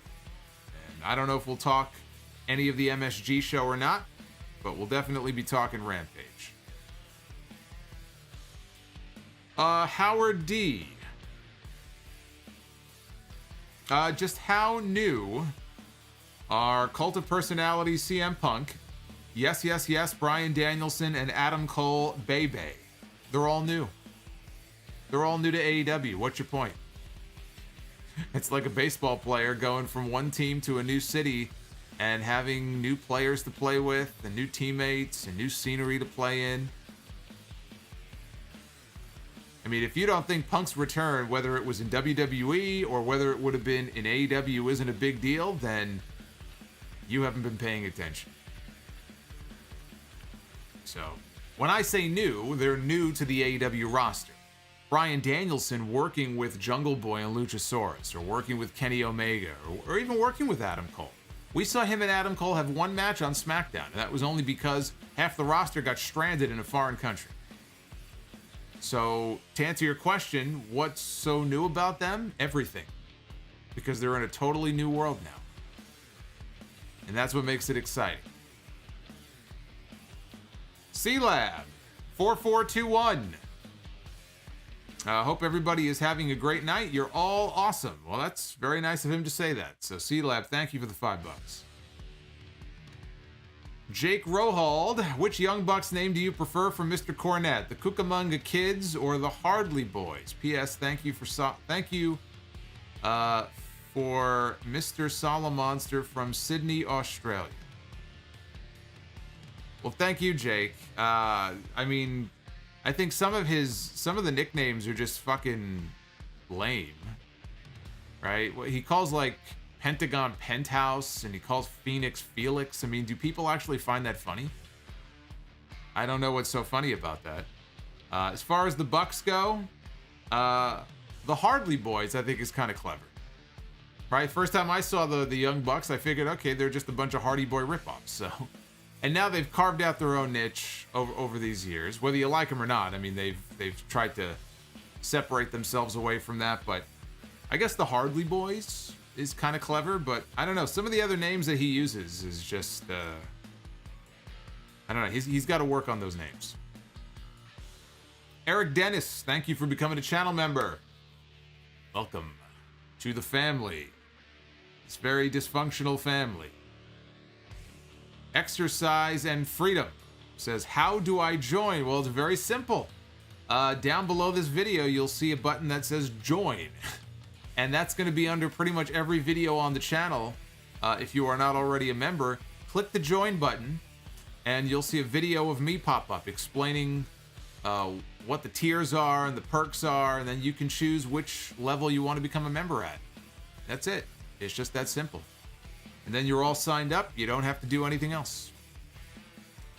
Off Leather Wings. I knew something was wrong when it was almost 9:30 and neither the Elite or Cole segment or the main event had started yet. Yeah, somebody went long, and unfortunately it ate into the main event, and I'm pretty hot about it. Brandon Harbin is a brand new channel member. Welcome, Brandon. The Evil Sins dropping $4.99. Can't believe Kazen Inare was cut short. One segment went too long. In hindsight, Moxley and Suzuki should have been the match at All Out.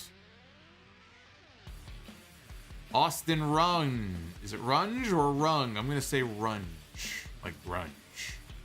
PWI list was BS. Hook got robbed of his #1 spot. Yeah, a lot of Hook fans out there. A lot of Hook fans. Dop with the $5. I thought the main event was over before it started, and the Hobbs and Dante match went too long. Do you think Cole or Bryan should have started the show? Well, Cole and Bryan were both in the same segment, so I don't know. Are you saying that should the Elite segment have opened the show? Maybe. Rodimus Prime with the 20 spot. Said it Sunday, and I'll say it again. Minoru Suzuki versus anyone. I'm here for it. He is what I call the greatest madman alive today. Fried chicken without flavor. I bet Minoru Suzuki is going to go after the entire AEW production team for cutting his entrance theme short. Moxley Suzuki should have opened Dynamite. Yeah, if I'm in that production truck right now, I'm locking those doors. That's what I'm doing. Corbin Rogers, how about a countdown of the top 10 companies of all time? Like, where would TNA rank against AEW, giving the history, etc.? Yeah.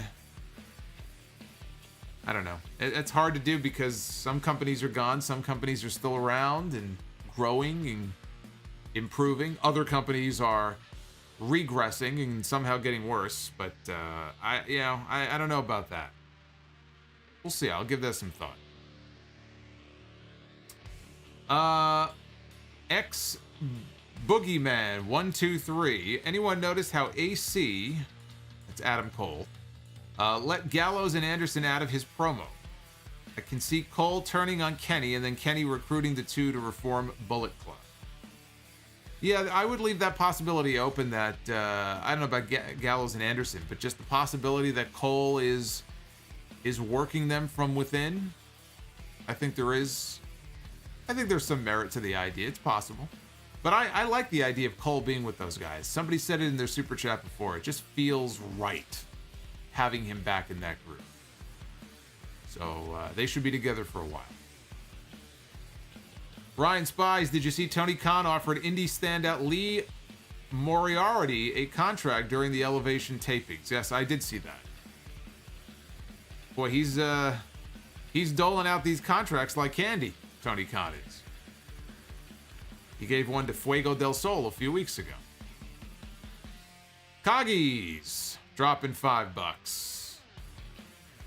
Just wish the main event went longer. So happy we got Suzuki on AEW. I agree. Hopefully the first of many other names that will be coming in the future. Future Endeavored. You look hilarious in a sharpshooter. He's working on some artwork. I don't know if it's done yet or not, but he's apparently working on something for me. So when he tweets it to me, I'll have to tweet it out and show everybody. I'm looking forward to this. Apparently, I'm getting an illustration of me being put in the sharpshooter by Bret Hart. So I'm very excited to see this. Wet Socks, best heel name I can think of. Badum-tis. You definitely picked a heel name, that's for sure. Dan Richards working with CM Punk is the main event. That's one way to look at it. If that's the case, then Ricky Stark should absolutely want to work with CM Punk, right? Fried chicken without flavor. When Ruby Soho told Tony Schiavone that Britt Baker is his girl, I realized Ruby got Tony in trouble with Adam Cole during the Elite segment. Level 20 Facto 2 dropping $5 here on the stream. Excalibur was live tweeting Dynamite and he already is starting the Adam Cole fat jokes again. Dylan Hensley. Yes, Kenny Omega, #1 in the top PWI 500 of 2021. Pretty hypocritical of WWE fans getting angry when they got smug with the Jim Ross Randy Orton incident. Bulu Fatulu. What's up, Solomonster? Better movie. Speed 1994 or The Last Boy Scout 1991? Well, seeing as how I never saw The Last Boy Scout, I gotta go with Speed. Keanu Reeves, Sandra Bullock, Dennis Hopper, Jeff Daniels. Great movie. EJ Slemp, Arn and Tully are full-time. Flair is probably coming in and JJ Dillon did a one-off. That leaves one horseman, Barry Windham. Do you think he'll come in? If they want to do a horseman reunion and get 4 of them with JJ, then you almost have to. Unless you're going to bring in Luger or Luger or Sid. I don't think they want to do that. Or fucking Paul Roma, who was barely in the Horsemen, right? So if they want to do a full Horseman reunion and get that, get that visual, then they almost have to, I guess. I'm not going to bring in Ole. Ole will tell them all to go fuck themselves.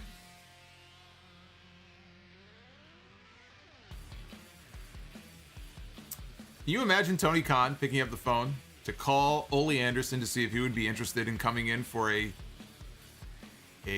one-shot with the Horsemen? What do you think Ole Anderson's response would be to young Tony Khan if Tony Khan somehow got his number and called him? And Ole is sitting in his wheelchair looking out the window, cussing everybody out. What's he going to say to Tony Khan when Tony Khan says, hey, we want you to come in and be reunited with Ric Flair, who we all know Ole Anderson loves so very much? I would love to be eavesdropping on that conversation. At least with Ole, the thing he's consistent, right? He hates everybody and everything. So at least he's consistent in that. Quintus Brown, I see a 5 against 5 main event for Arthur Ashe. The Elite against Bryan, Christian, Jurassic Express, and Kazarian. It would get everybody on the card. Yeah, that's what I'm thinking. Tamara Davis, Britt has a lot of faces to feud with because they have so many over women. They need female heels besides her and Jade, though. Who would you turn heel? Who would I turn heel? Well, I mean, they have heels. They have Penelope Ford. They have the Bunny. But if I had to take a babyface right now, a female babyface, and turn them, I don't know. I'd have to take a look at the whole roster and see. Because there's Shida, there's Riho. Serena Deeb is still out with an injury. I don't know when she's expected back. I need to see the full roster. Michael Santinello, what would be your finisher if you wrestled the sharpshooter? Paul Heyman, I heard the real reason Adam Cole signed with AEW is because he didn't want to upset the Solomonster and be the victim of a rant on Sunday's podcast. Well, nobody was more happy than I was. to see Adam Cole make the right decision. He made the right move. And he left to go somewhere where I'm sure he will end up in a much better position than he would have otherwise been in. So, he made the right call. Smart man. Adam Cole is a smart man. And he's a lucky man. He gets to go home every night to Britt Baker. So, what's not to like? He gets to go home to Britt Baker. He gets to go ahead and Twitch with all of his Twitch friends. Everything's coming up aces right now for Adam Cole. Dry chicken without flavor. If Private Party is not featured at the Arthur Ashe show, Tony Khan needs to get them out of this Hardy family office nonsense. Matt Hardy needs to be arrested. Arrested? Well, I've said Private Party is much less over now. I mean, I understand now they're heels, they're not baby faces. Being in the Hardy family office, at least on camera, I'm sure working with Matt Hardy has its benefits behind the scenes, and maybe they've learned stuff from him, but on camera has been death for Private Party. They are far less over now than they were 6 months ago. So, yes, the quicker they can get out of the HFO, the better off they will be. Powerful one. Maybe Wardlow will be the one who beats Miro for the TNT title after he breaks away from MJF and turns babyface. Possible. I like the idea of Jungle Boy and his kind of journey to the title, but yeah, if Wardlow breaks away from MJF soon and then, slowly gets over on his own as a babyface, absolutely, I could see that. Jake Finn, how confident are you on the fact that they are breaking down the Dark Order only to reunite them under Bray Wyatt's leadership? In my opinion, AEW does not need Bray. I don't believe that Bray Wyatt is going to AEW. Kyle Mayer, I really don't want Bray Wyatt in AEW. It's not against him as a performer, he's great, but Bray doesn't fit. Certainly not anytime in the near future. I don't believe Bray Wyatt is going to AEW. I think there is a better chance of him and Braun Strowman both going to Impact. And maybe even being linked up again together in Impact.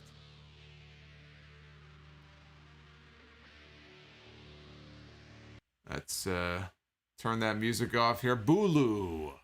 Fatulu. Better comedian in the 90s, Jim Carrey or Robin Williams? Oh, Robin Williams was the best. I mean, come on. I can't vote against Robin Williams. And he also says 16 candles. Boy, you coming with these pop culture questions here from the 90s and the 80s, aren't you? 16 Candles or Pretty in Pink? Better Molly Ringwald movie. I can't say I'm a fan of either one of them. Yeah, I don't know. Neither. Dry Chicken, it's time to introduce trios titles, women's tag titles, and a third title for the men. No. Absolutely not. How many titles do you want to introduce? Trios titles I'm okay with. And Tony Khan has talked about it. It's going to happen. They're going to get trios titles in AEW. That's all they need right now. They do not need women's tag team titles. They do not need women's tag team titles. Not yet. Trios I'm okay with. The other ones, no. Super Game and Chill Bros with the $5.99 super chat. No, who the hell ran long to cut Kazunare, and with him getting cut like that, I really think it added to the match. We need more New Japan talent. And I think you will get more New Japan talent. It's just tough with all the pandemic stuff. But I do believe that this is just the beginning. We will get more. I'd love to see Ishii. How about Ishii doing some stuff in AEW? Whether it's Moxley or, against somebody else. He may be one of the most underrated wrestlers that I've ever seen. Seriously. Tomohiro Ishii may be one of the most, not even maybe, he is one of the most. He may be the most underrated. I know people do speak highly of him, but again, when you think of these conversations about, the best, you hear about Tanahashi, you hear about Okada, you hear about some of these really big names, I don't know that Ishii gets the respect that he deserves. And so I'd love to see him come over too and get some screen time and get some love the way that Suzuki got love tonight. I'd love to see Ishii come over and kick some ass too. EJ Slemp. Are there any women, top women, in WWE that you think are unhappy and realistically might make the jump to AEW? I'm sure there are a lot of unhappy people in WWE. Do I think any of the women will make a jump to AEW at some point? Yes, I do. I do, at some point. In fact, I could see Sasha Banks in AEW at some point. And boy, you talk about taking that women's division to the next level if that happens. You talk about a huge signing. All due respect to Ruby Soho, that ain't no Sasha Banks signing. If they can get Sasha Banks eventually to come over to AEW, that would be huge. But I'm sure there are quite a few unhappy people. I'm sure there are people who watched that show on Sunday who were DMing and texting and saying, oh, do you have room for me? I want to be part of that. How can you not, watching a show like that? Uffman Entertainment, February 11th, 2020. I bought the tickets for the Newark show. Finally, a year and a half plus later, the show is happening. I cannot freaking wait. Well, Uffman, have fun and definitely chime in and let me know how it goes. And let me know what happens during the show. Let me know what your whole experience is. Super Game and Chill Bros. Also, Voodoo Ranger isn't all that bad. It's more of a mid-type beer, but it gets the job done with the taste. Okay, you said Voodoo. It's... I was like, what, Voodoo? What are you talking? What's Voodoo? He's talking about voodoo. See? Voodoo. Not Voodoo. You sure you haven't been drinking a couple of these? It's 7% alcohol by volume here. I think he's had a few. All that voodoo that you do. You gotta relax. I do. That's correct. You gotta relax, though, is the name of our next super chatter. He dropped $10. You may have addressed this already, but with all the new signings of former WWE guys and potential new signings, is there a fear that AEW could become WWE light? Not for me. When I hear WWE light, that's what TNA was trying to be for a while. That's one of the mistakes that Dixie Carter made back in the mid to late 2000s. When TNA had a unique product, they had the X Division, that was kind of all the rage at that time. And they really were doing certain things that did separate themselves from WWE, and then they just started trying to be WWE. And I don't just mean in terms of the names they were bringing in, but in terms of how they booked their television show, in terms of the storylines, in terms of just, you would watch the show and think you were watching WWE Light. Problem is, you can't do that. You cannot outdo WWE at what they do. Now, what they do isn't always great, but they have a certain style and a certain way of producing television. They look at pro wrestling a certain way. If you're going to try to be WWE, you're going to fail because you're never going to be WWE. You will never have the money and the resources that WWE has. So don't try to be them. Try to be something different. And if you bring in people who used to be in WWE, that's fine.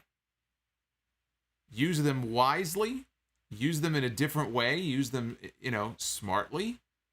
That doesn't make you WWE Light just because you have people that came from there. I hear WWE Light and it makes me think of TNA Impact back in the day in terms of how the product on TV is presented. There are certain things that you will see on Impact, on Dynamite and Rampage that do remind me of some stuff, especially some of the comedy stuff that you might see on WWE television. But there is enough about Dynamite that is different. I do not see it as WWE Light. So when you use that word, you're using it in terms of talent. I don't see that being an issue. I just don't want them to start modeling their shows after the way the WWE does their shows. I get enough WWE I get more than enough WWE during the week. What makes Dynamite fun on most weeks is the fact that it's different enough. And it's not WWE. It's completely something separate from WWE in terms of how they produce their television and some of the creative freedom that they give to people and some of the things they allow on their shows that WWE, frankly, just can't get away with because they're a PG product. And there are enough differences there that it makes the show stand out and it makes the show fun. I don't think they're in jeopardy of being WWE like. I don't quite look at it the same way that you do. Oh, look who it is. Tetsuya Aito joining us again tonight, dropping $5. This is somewhat of a please acknowledge me donation. On Friday, me and my family have to put down one of our dogs who is more family than most humans. I'm very sorry to hear that. That's never an easy thing to do. I've not had any dogs, but I've had cats who have gotten older, who have gotten sick, and it's one of the worst experiences that you could go through. And frankly, it's the main reason I'll never have another pet. That and I'm allergic. I probably shouldn't have had one to begin with, but I mean, come on, right? It's fun to have a pet.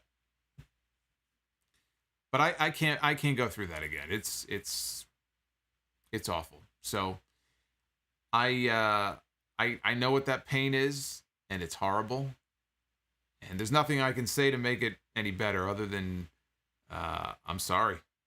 That's just a shitty thing to have to go through. And hopefully things go as smoothly as possible. But you know, again, it's never an easy thing. And I get when you make that comment about, you know, the dog being more family than most humans. I think unless you've been a pet owner, you can't really fully understand that. Yeah, I mean, when I had my cats, there were people that I knew. I mean, I cared more about the cat than I did them. If it came down to a situation of rescuing one over the other, I'd rescue the cat first. EJ, are you a fan of Josiah Williams from Wrestle and Flow? I like his remixes and loved when he performed his remix to Adam Cole's theme at TakeOver 25. Yeah, Josiah is really talented, and they signed him to NXT, and then they fired him. He was part of the release. In fact, I think he got released twice. I think they released him. I think they brought him back, and then they released him again. Unless I'm thinking of somebody else. But he's very talented. So what I've heard of him and his work, I've enjoyed. Yeah, who is it in the chat? I am allergic to cats. And I've had 2 cats going back to when I was a kid. Didn't realize until years into having the first cat that I was allergic. Was more than aware of it, though, when I got the second one. So why did I do that? I don't know. But she brought a lot of joy into our lives for almost 18 years. So do I regret it? Do I regret the fact that I've been taking Zyrtec every day of my life for 18 years? Not knowing what are the long-term effects of taking an antihistamine like Zyrtec for 18 years. Well, we're gonna find out, I guess. Other than the fact that I'm dry, I have you know, what's the word? Chronic dry mouth. Imagine having cotton mouth 24 hours a day, 7 days a week. That's me. I'm almost positive it comes from taking the Zyrtec every day. Now the cat passed away 2 years ago, but being in the same apartment and everything, I take half a pill. I have seasonal allergies as well. It's not just pet allergies, so. But yeah, 18 years I've been on that. I was on Zyrtec when it was still prescription. Now it's over the counter. But I don't regret it. I don't regret it. I love her. Jinx, you guys used to see. I would put pictures on social media sometimes. She was great. She was a little domestic, short-haired tabby. She was a great cat. Turtlehead, I'm too lazy to look it up. But did Punk and Miro ever have a WWE match or a program? Also, shout out to the chat. No, I think they just missed each other, I think. I'm pretty sure they just missed each other. because Punk left in early 2014, and it was later, I want to say it was later that year that he got called up to the main roster. Right? And then WrestleMania the following year is when he had the big match with John Cena for the U.S. title. So I think like two ships passing in the night, they just missed each other. Tracking problem, or problems, says Mongo. That's his whole message. He says Mongo. I hope Mongo is doing okay. Yeah, he's got the issues with ALS, and that's never a good thing. I mean, that's terrible. You talk about a horrible blow to be dealt in terms of getting a horrible disease. It really doesn't get much worse than that. I mean, you think of stuff like ALS or multiple sclerosis. I mean, there are some horrible, horrible, horrible illnesses that just, slowly kind of eat away at parts of you. And when he announced that he had that, it was shocking. And to see him have the kind of positive attitude that he has is inspiring. I don't know that I would necessarily be able to have that same kind of positive outlook if I were him, but more power to him. Tracking problems again. When we have the inevitable Punk and Cabana feud, we better get a heel Cabana singing Cult of Personality as his heel theme.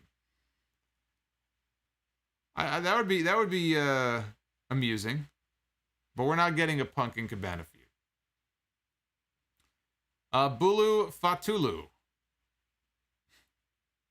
Vitamin Vision says, "Damn, Zyrtec should sponsor the pod." You know what? Hey, yeah, let's do that. Let's get Zyrtec sponsoring this podcast. I'm sure one of these pharmaceutical companies, I'm sure they pay very well, and I could definitely endorse the product. I've been using it for so long. Let's get them on board. Let's get him on board. I got to tell you, I don't know how it is by you guys where you live. This whole summer, right up until even this week, it suddenly got really bad again this week. Pollen, like tree pollen and grass pollen and stuff. It's been horrible. So the Zyrtec definitely helps. But the dryness is just an absolute bitch. But anyway, tracking problems. Again, I don't believe we're going to get Cabana and Punk. I think they're going to steer clear of each other. I don't think they have any interest in working with each other. Bulu, better video game, Mortal Kombat 2 or Super Street Fighter? Mortal Kombat 2. I have the arcade downstairs. It's a combo. It's got Mortal Kombat 2, and Ultimate Mortal Kombat 3. I have it in the 1-up arcade cabinet. I have it downstairs. Dried chicken without flavor. After All Out, Miro was getting jiggy with it in the hotel, and CJ celebrating his win. Well, did you see Lana's tweets? I think, yeah, they were doing something all right. Turtlehead, overlooked was Sarah Logan being at All Out for Ruby. I saw the Road to All Out video. Sarah Logan made a surprise cameo backstage. She did not tell Ruby that she was coming, and she brought her new baby. So we had a little bit of a Riot Squad reunion backstage at All Out. The only thing missing was Liv Morgan. All right, final two messages here. Super Game and Chill Bros. I meant to say Voodoo, LOL. I figured. This autocorrect got me messed up. As for Ishii, he's that guy that people definitely appreciate as champion. And Ace of Masta with the $10 super chat drop. Justice for Suzuki. Again, I don't want to shit all over it because it was really cool to see him on the show tonight. We still got to see Suzuki wrestling in the main event on Dynamite, but man, for that match to get shortchanged the way that it was very disappointing.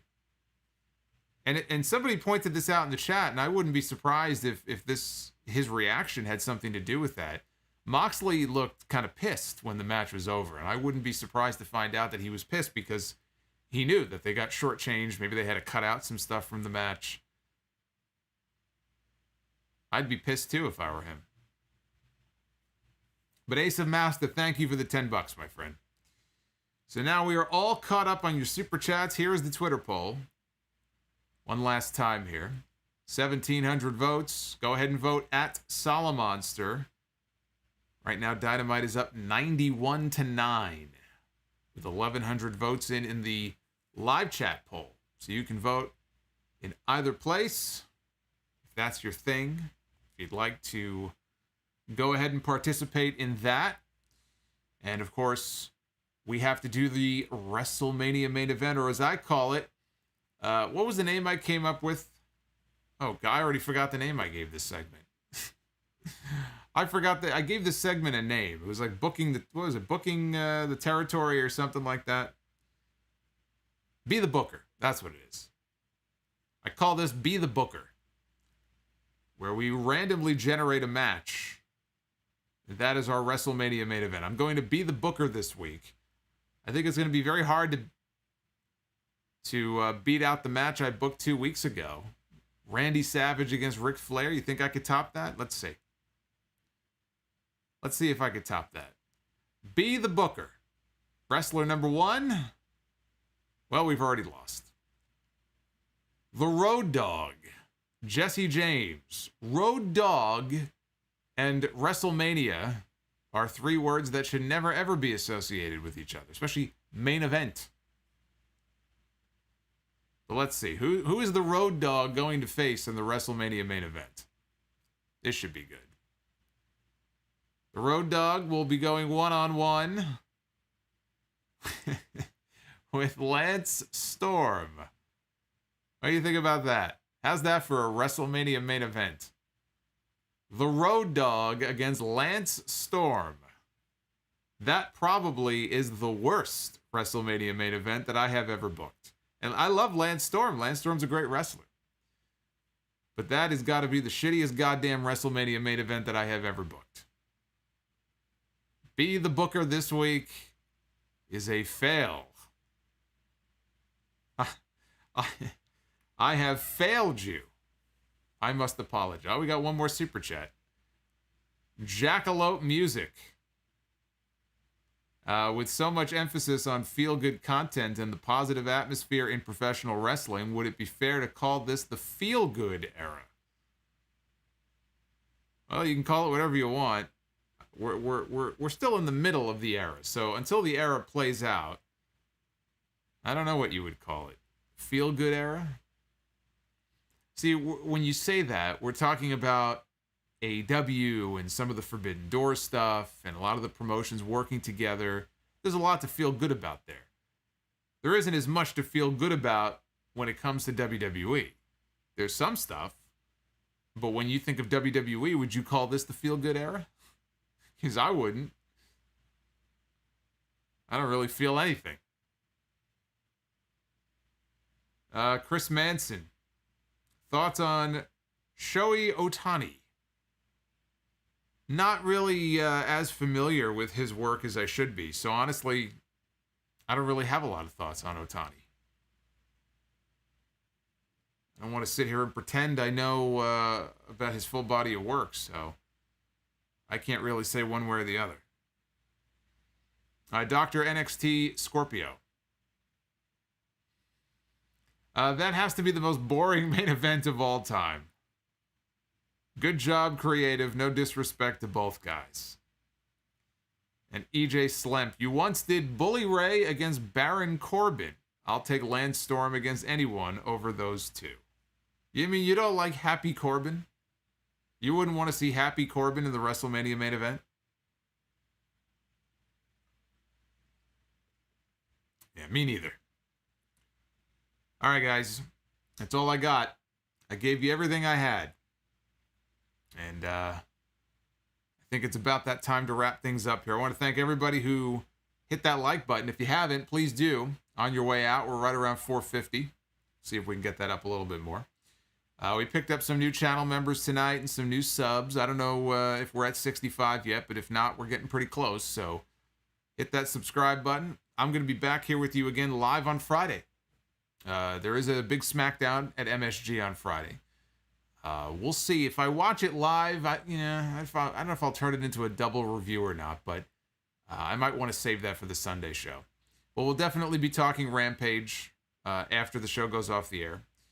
And then this weekend is episode 721 of the Sound Off. No more This Week in History. That's over. I'm going to be taking more of your questions in the mailbag and talking about, the Kevin Owens news and any other news that comes up this week. So we got more super chats coming in, trying to keep me around, huh? Dried chicken without flavor. Tony Schiavone against Adam Cole confirmed. And Xantara dropping $5. Thank you, Xantara. Tell us a nice story about your cat to end our day. A nice story about my cat. I mean, I could tell you the story about, I'll make it brief, but the story about how the cat came to be was really, it wasn't for me. It was as a birthday gift from my mother. When I was born, we already had a cat. She was a Siamese cat, Coco. And the cat died in 1996. And so my mother didn't want to get another cat because she knew that I was allergic. But I know she wanted one. So I said, I'm going to get her a cat as a birthday gift. So I go into and at the time, now, of course, I would go into like a shelter or something. But at the time I went to, there's a pet store near where we lived. So I went to the pet store and they took two cats. They put one on each shoulder. They were so tiny. One was a black cat. The other one was Jinx, the cat that I ultimately took home with me. And I said, this is the one that I want. They put a nice little bow around her neck, like a red bow. And they put her in a box and they poked holes in it. And I took her home. And I just sat it on the table and I waited. So my mother went out to go do something and I waited. And she came home and she saw the box and she probably knew. She saw the holes in the box. She said, what's this? She opened the box and we look in the box and this cat is terrified. First of all, this cat's like this, like a little tiny ball of fur. She is pressed up against the corner of this box, just absolutely shaking, like terrified. And the problem is they put this bow, they tied it right around her neck. So we have to cut the bow, but she's fidgeting and she's not, we don't want to fucking cut her throat. So that was a whole chore, but eventually we got the bow off. And as soon as we got the bow off, she bolted. And it was like a mad dash around the living room and we're like trying to chase her down and she's just trying to get away from us. Eventually we cornered her and we got her, we calmed her down. So you had to be there for it. But just to see how terrified she was. And then eventually she kind of warmed up to us and everything. She was cute. They're all cute. Kittens are cute. Who doesn't like kittens? If you know somebody who doesn't like kittens, you need to get them out of your life. Those people, they have no soul. I'm sorry. A kitten or a puppy, if you don't like them, then you have no fucking soul. So they're always cute when they're that tiny. But no, she was just, cats are very independent. You don't have to coddle them the way that you do a dog. You don't have to go, the best part is you don't have to go walk them. So in the middle of the winter when it's freezing cold outside, you're like, fuck, I gotta go walk the dog. Not me. Because the cat knows exactly where the litter box is and she goes and she shits and she pees and she goes about her business. She wants to be fed. As long as you feed her, she doesn't give a shit. Cats are very independent in that way. I had a friend who had a calico. I don't know if all calicos are like this, but this cat was fucking insane. And it could be mean too. But this cat was just wild. Non-stop energy. So I knew, don't ever get a calico. This cat was very calm. Very scared though. If the doorbell rang, she'd be under the bed. I wouldn't see her for a day. That's all you had to do. If she suspected there was somebody else in the apartment, she was gone. She was gone. But anyway, after my after my mother passed away 3 years ago, my brother and I we had the cat, and she was getting older already by that point, but we were kind of hoping that everything would be okay because it's tough when you have an animal that has an owner and then the owner all of a sudden disappears. I just think of the story that Jim Ross told when his wife died in that accident. His wife had a cat. I mean, they had a cat, but it was really his wife's cat. And I think the cat died like 6 months later. And he said the cat died of a broken heart because his wife wasn't around anymore. So that was the biggest fear that went through my head, you know, when my mother was gone. And it was a year later, and she passed away, the cat. But she got sick.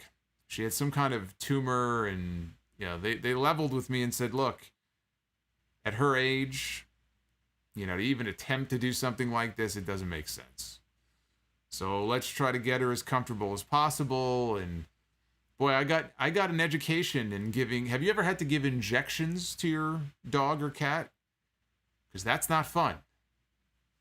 So they sent me home with syringes, and they sent me home with, it was vitamin, was it a certain vitamin, like B12? I think it was a B12 shot.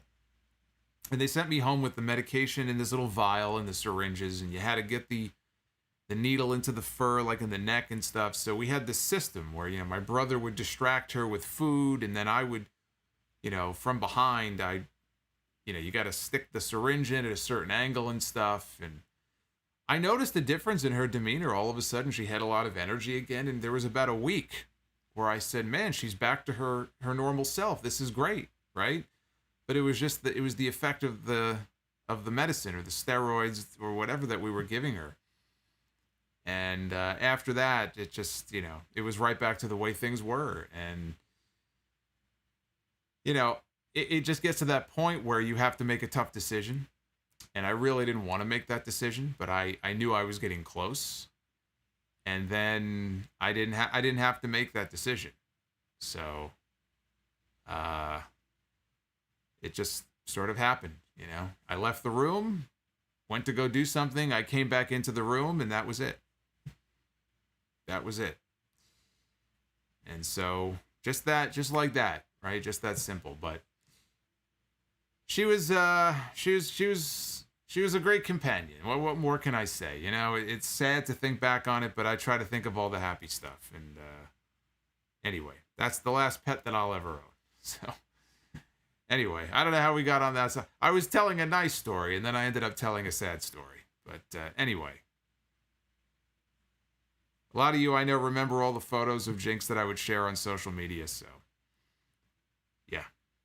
Having to deal with that a year after my mother passed away, like one right after the other, was not fun. That was not fun. But we're all here together, right? I got all of you guys to keep me company, so it's all good. Yeah, that's right. That's right. Food Hive, pour one out for all the great pets and the animals that we've lost. So I take a swig of my voodoo lager.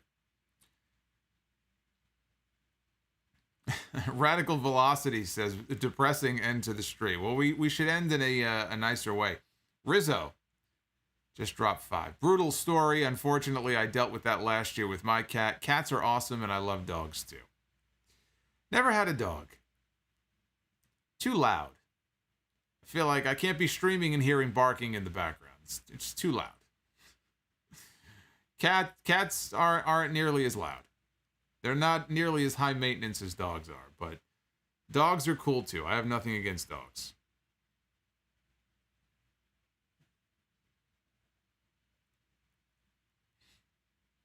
Luis, look at this. You wanted to end on a positive note. Look who just sent in a super chat. Luis, dropping $5. The wrestlers of CMLL are dumb. They should never run during an earthquake because it will cost themselves their lives. What the fuck are you talking about? There was an earthquake? I have no idea what Luis is talking about. CMLL wrestlers are dumb. They should never run during an earthquake.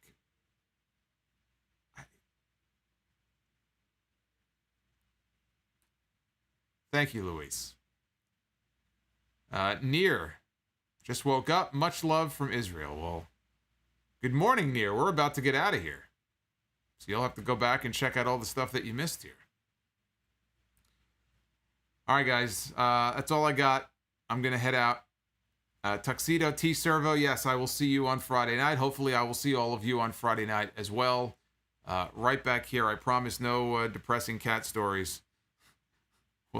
We'll keep it happy.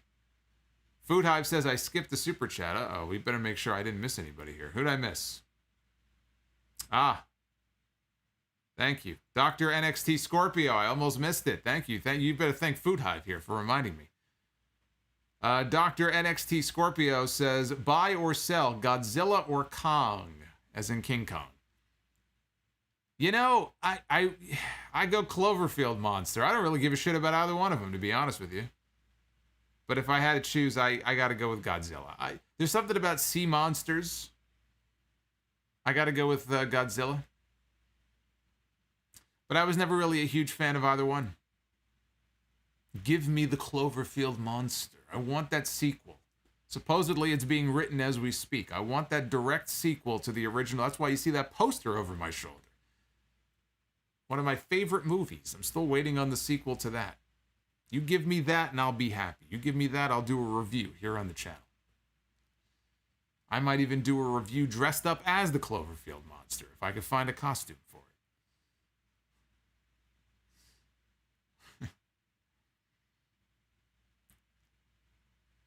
Anyway, Food Hive, thank you for reminding me. I would have felt bad if I missed the good doctor super chat. All right, be well, stay safe. Thank you for all of our new channel members. Again, hit that join button if you're interested down below. It'll give you all the information. And let's get to 65,000 as soon as possible here on the channel. The quicker we get to 65, we can get to 66. It's all because of your support. So I thank you. All right, guys. Peace out. I'll see you Friday night.